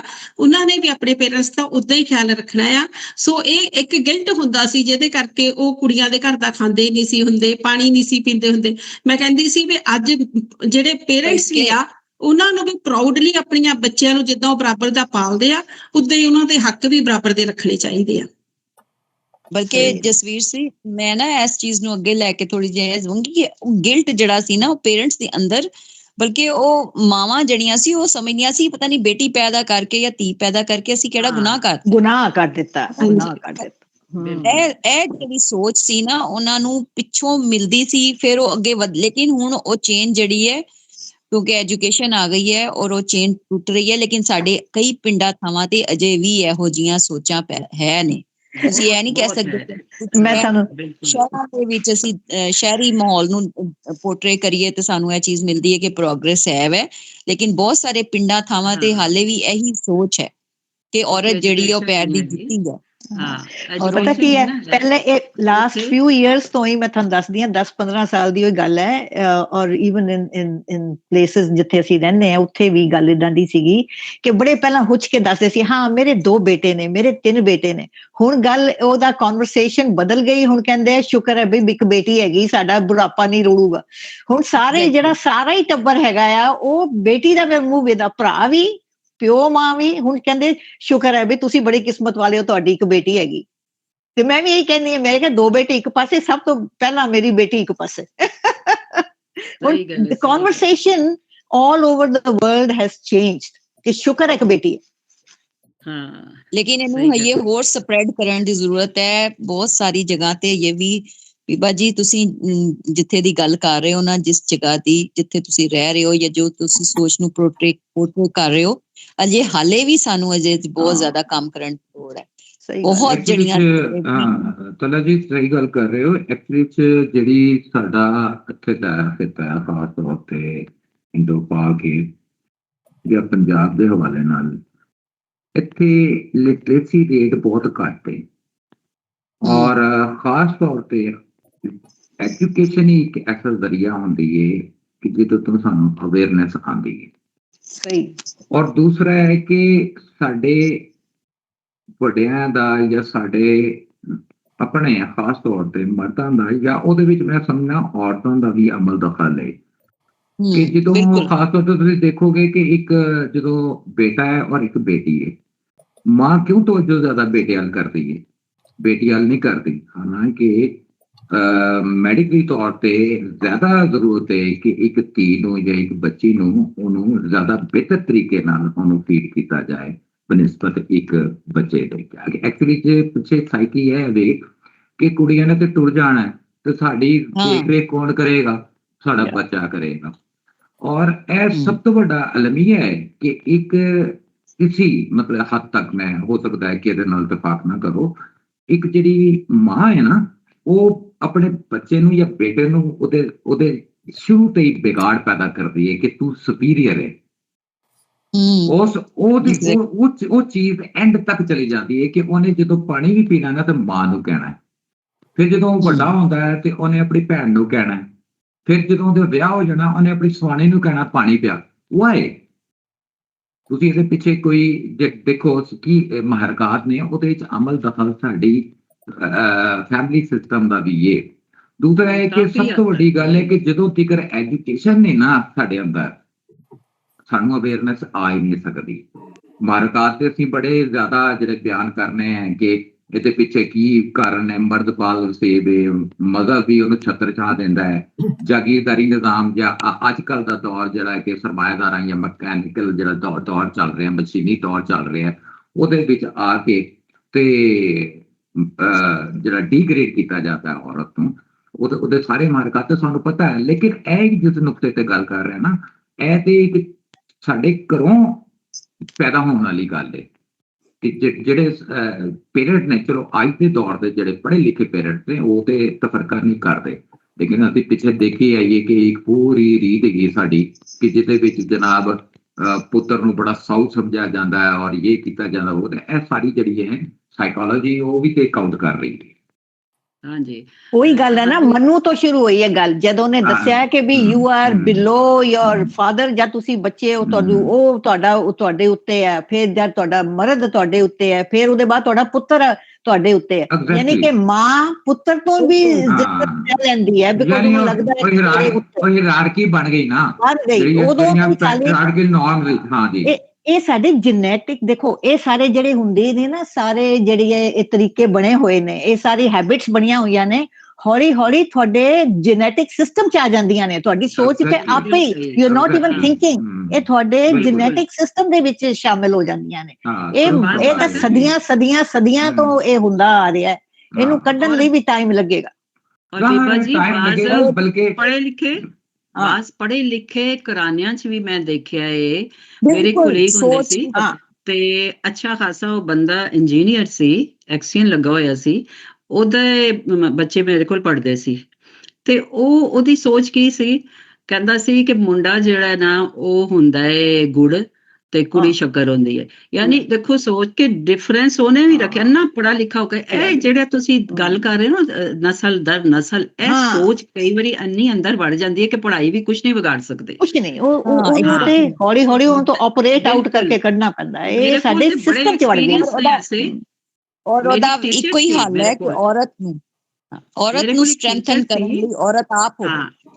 ਮੇਰੇ ਕੋਲ ਇੱਕ ਟੀਚਰ ਸੀ, ਉਹ ਪਤਾ ਕੀ ਕਰਦੀ ਸੀ, ਉਹ ਕਹਿੰਦੀ ਸੀ ਕਿ ਤੁਸੀਂ ਬੇਟੀਆਂ ਨੂੰ ਜ਼ਿਆਦਾ ਖੁਰਾਕ ਦਿੰਦੇ ਹੋ, ਮੈਂ ਤੇ ਆਪਣੇ ਪੁੱਤਰਾਂ ਨੂੰ ਦੇਣੀ ਹੈ ਜ਼ਿਆਦਾ, ਕੁੜੀ ਨੂੰ ਤੇ ਮੈਂ ਕਦੀ ਆਂਡਾ ਵੀ ਨਹੀਂ ਦਿੰਦੀ ਤੇ ਖਾਣ ਲਈ ਉਹਨੂੰ, ਯਾਨੀ ਬੱਚੀਆਂ ਨੂੰ ਰੋਟੀ ਦੇਣੀ ਹੈ ਤੇ ਅੱਧੀ ਦੇਣੀ ਹੈ। ਪੜ੍ਹੀ ਲਿਖੀ ਔਰਤ, ਮਾਸਟਰ ਉਹਨੇ ਕੀਤਾ ਹੋਇਆ ਸੀ। ਤੁਸੀਂ ਦੇਖੋ ਸੋਚ ਜਿਹੜੀ ਹੈ ਨਾ, ਬਾਜ਼ੂਕਾਤ ਸਾਡੇ ਇਹ ਸ਼ਹਿਰੀ ਮਾਹੌਲ ਦਾ ਵੀ ਇਹ ਹਾਲ ਹੈ ਤੇ ਇਹ ਬਦਲਣ ਦੀ ਲੋੜ ਹੈ ਬਹੁਤ ਜ਼ਿਆਦਾ। ਡਿਸਕ੍ਰਿਮੀਨੇਸ਼ਨ ਦਾ ਆਗਾਜ਼ ਹੋ ਜਾਏਗਾ ਜਦੋਂ ਘਰੋਂ ਹੀ, ਸਪੈਸ਼ਲੀ ਅੱਗੇ ਜਾ ਕੇ ਤੁਸੀਂ ਕਿਸ ਕਿਸਮ ਦੇ ਆਪਣੇ ਜਿਹੜੇ ਨੇ ਔਲਾਦ ਹੈ ਜਾਂ ਬੇਟਾ ਹੈ ਜਾਂ ਬੇਟੀ ਨੂੰ ਕਿਸ ਤਰ੍ਹਾਂ ਦਾ ਕਰਨਾ ਹੈ, ਜਦੋਂ ਉਹਨੂੰ ਬੁਨਿਆਦੀ ਤੌਰ ਤੇ ਤੁਸੀਂ ਪੈਰਾਂ ਤੋਂ ਹੀ ਜਿਹੜੀ ਉਹਦੀ ਜਿਹੜੀ ਹੈ ਨਾ ਗਰੋਥ ਜਾਂ ਉਹਦੀ ਐਜੂਕੇਸ਼ਨ ਜਾਂ ਉਹਦੀ ਜਿਹੜੀ ਗਰੂਮਿੰਗ ਹੈ ਇਸ ਤਰ੍ਹਾਂ ਸਟਾਰਟ ਕਰਦੇ ਹੋਗੇ ਤੇ ਫਿਰ ਤੁਸੀਂ ਕੀ ਐਕਸਪੈਕਟ ਕਰਦੇ ਹੋ? ਉਹ ਇਸ ਤਰ੍ਹਾਂ ਨਹੀਂ ਐਕਸੈਪਟ ਕਰੋਗੇ ਨਾ ਕਿ ਉਹ ਆਪਣਾ ਜਿਹੜੀ ਮਰਦਾਨਗੀ ਹੈ ਜਾਂ ਉਹ ਪ੍ਰਧਾਨ ਜਿਹੜੀ ਹੈ ਜਿਹਦਾ ਰਵੱਈਆ ਉਹ ਥੋਪੇਗੇ ਅੱਗੇ ਆ ਕੇ। ਮੈਨੂੰ ਤੇ ਉਹ ਆਂਦੀ ਪਈ ਤਲਤ ਜੀ ਨੇ ਜਿਹੜੀ ਉਹ ਕਹਾਣੀ ਦੱਸੀ ਸੀਗੀ ਕਿ ਬਈ ਰੋਟੀ ਦੀ, ਰਿਮੈਂਬਰ ਕਿ ਬੇਟੇ ਨੂੰ ਰੋਟੀ, ਰਿਮੈਂਬਰ ਉਹ ਜਿਹੜੀ ਤੁਸੀਂ ਕਹਾਣੀ ਇੱਕ ਵਾਰ ਸੁਣਾਈ ਸੀ ਤਲਤ ਜੀ, ਮੇਰੇ ਜ਼ਿਹਨ ਚ ਆ ਰਹੀ ਹੈ ਕਿ ਵੀ ਚਲੋ ਉਹ ਮਤਲਬ ਕਿ ਮਾਂ ਵੀ ਹਮੇਸ਼ਾ ਜਿਹੜੀ ਹੈ ਨਾ ਉਹ ਪੁੱਤਰ, ਪਤਾ ਪਹਿਲਾਂ ਤੇ ਚਲੋ ਜਦ ਇਨਸਾਨ ਬਹੁਤ ਹੀ ਗਰੀਬ ਲੋਕ ਨੇ ਜਿਨ੍ਹਾਂ ਨੇ ਰੋਜ਼ ਦੀ ਰੋਟੀ ਕਮਾ ਕੇ ਬਾਹਰੋਂ ਲੈ ਕੇ ਆਣੀ, ਉਹਨਾਂ ਨੂੰ ਹੁੰਦਾ ਸੀਗਾ ਕਿ ਪੁੱਤਰ ਹੈਗਾ ਬਾਹਰ ਜਾਏਗਾ ਕਮਾਈ ਕਰੇਗਾ ਤੇ ਲੈ ਕੇ ਆਏਗਾ, ਸੋ ਇੱਕ ਹੋਰ ਬੰਦਾ ਫੀਡ ਕਰਨ ਨੂੰ ਹੋ ਜਾਏਗਾ। ਬਟ ਹੁਣ ਉਹ ਵੇਲੇ ਚੇਂਜ ਹੋ ਰਹੇ ਨੇ, things are changing, but society, ਪਰ ਜਿੱਦਾਂ ਮੈਂ ਤੁਹਾਨੂੰ ਦੱਸਿਆ ਜੈਨੇਟਿਕ ਮੇਕਅਪ ਨੂੰ ਚੇਂਜ ਕਰਦਿਆਂ ਸਦੀਆਂ ਲੱਗਦੀਆਂ ਜੀ, ਜਿੱਦਾਂ ਸਦੀਆਂ ਲੱਗੀਆਂ ਨੇ ਉਹਨਾਂ ਨੂੰ ਅੰਦਰ ਵੜਦਿਆਂ ਨੂੰ, ਹੁਣ ਉਹ ਬਾਹਰ ਕੱਢਣ ਨੂੰ ਵੀ ਸਦੀਆਂ ਲੱਗਣੀਆਂ। ਔਰ ਮੈਂ ਕਹਿੰਦੀ ਹਾਂ ਕਿ ਵੀ ਔਰਤ ਨਾਲ ਜਦ ਤੱਕ ਨਹੀਂ ਨਾ ਖੜੀ ਹੋਏਗੀ, ਪ੍ਰੋਬਲਮ ਸਾਡੀ ਔਰਤਾਂ ਦੀ ਹੈ, ਔਰਤ ਦੇ ਨਾਲ ਨਹੀਂ ਖੜੀ, ਤੁਸੀਂ ਮਰਦਾਂ ਦੀ ਤਾਂ ਗੱਲ ਹੀ ਛੱਡੋ। ਬੀਬਾ ਜੀ ਮੈਂ ਅੱਜ ਦੀ ਗੱਲ ਕਰਨੀ ਹੈ, ਮੇਰੀ ਮੇਡ ਹੈ, ਮੇਰੀ ਕੰਮ ਕਰਦੀ ਹੈ ਔਰਤ, ਉਹ ਸਾਰਾ ਦਿਨ ਕਮਾਉਂਦੀ ਹੈ ਜੀ, ਔਰ ਉਹ ਹੁਣ ਅੱਜ ਕੱਲ ਆਪਣੇ ਬੱਚਿਆਂ ਨੂੰ ਵੀ ਉਹ ਪੜ੍ਹਾ ਰਹੀ ਹੈ, ਔਰ ਲੇਕਿਨ ਉਹਦਾ ਸ਼ੌਹਰ ਦਾ ਰਵੱਈਆ ਇਹੀ ਹੈ ਕਿ ਉਹਨੂੰ ਕੁੱਟ ਵੀ ਲੈਂਦਾ ਤੇ ਉਹਦੇ ਕੋਲ ਪੈਸੇ ਵੀ ਲੈਂਦਾ, ਖੋ ਲੈਂਦਾ। ਹਾਲਾਂਕਿ ਉਹ ਅੱਜ ਹੈ ਨਾ, ਅੱਜ ਹਾਲਾਂਕਿ ਉਹ ਸ਼ਹਿਰ ਦੇ ਵਿੱਚ ਰਹਿੰਦੇ ਨੇ, ਲਾਹੌਰ ਸ਼ਹਿਰ ਦੇ ਵਿੱਚ ਰਹਿੰਦੇ ਨੇ, ਉਹਨਾਂ ਨੂੰ ਇਹੀ ਤੇ ਕਹਿਣਾ ਹੈ ਕਿ ਇਹ ਇਸ ਸਾਲ ਜ਼ਬਰ ਦੀ ਬਦਤਰੀਨ ਮਿਸਾਲ ਹੈ। ਬਿਲਕੁਲ ਬਿਲਕੁਲ। ਮੇਰਾ ਖਿਆਲ ਸਾਈਦ ਸਾਹਿਬ ਇਹਨੂੰ ਕੰਕਲੂਡ ਕਰਕੇ ਫਿਰ ਆਪਾਂ ਗੱਪਾਂ ਮਗਰੋਂ ਮਾਰੀਏ। ਸਾਡਾ ਟਾਈਮ ਮੁੱਕ ਰਿਹਾ ਹੈ। ਜਸਵੀਰ ਜੀ ਤੁਹਾਡਾ ਬਹੁਤ ਸ਼ੁਕਰੀਆ, ਔਰ ਬੜੀ ਸੋਹਣੀ ਤੁਹਾਡੀ ਨਜ਼ਮ ਤੇ ਗੱਲਬਾਤ ਹੋਈ ਹੈ, ਤੇ ਜਾਰੀ ਰੱਖੋ ਇਹੋ ਜਿਹੀਆਂ ਨਜ਼ਮਾਂ, ਤੇ ਤੁਸੀਂ ਹਿੱਸਾ ਆਪਣਾ ਪਾ ਰਹੇ ਹੋ, ਪਾਉਂਦੇ ਜਾਓ ਤੇ ਜ਼ਰੂਰ ਚਾਨਣ ਨਜ਼ਰ ਆਏਗਾ ਤੇ ਰਸਤੇ ਅੱਗੋਂ ਸਾਫ਼ ਹੀ ਮਿਲਣਗੇ। ਬਹੁਤ ਸ਼ੁਕਰੀਆ ਤੁਹਾਡਾ, ਤੁਸੀਂ ਸਾਡੀ ਸੰਗਤ ਜੁਆਇਨ ਕੀਤੀ ਔਰ ਸਾਨੂੰ ਮਾਣ ਦਿੱਤਾ।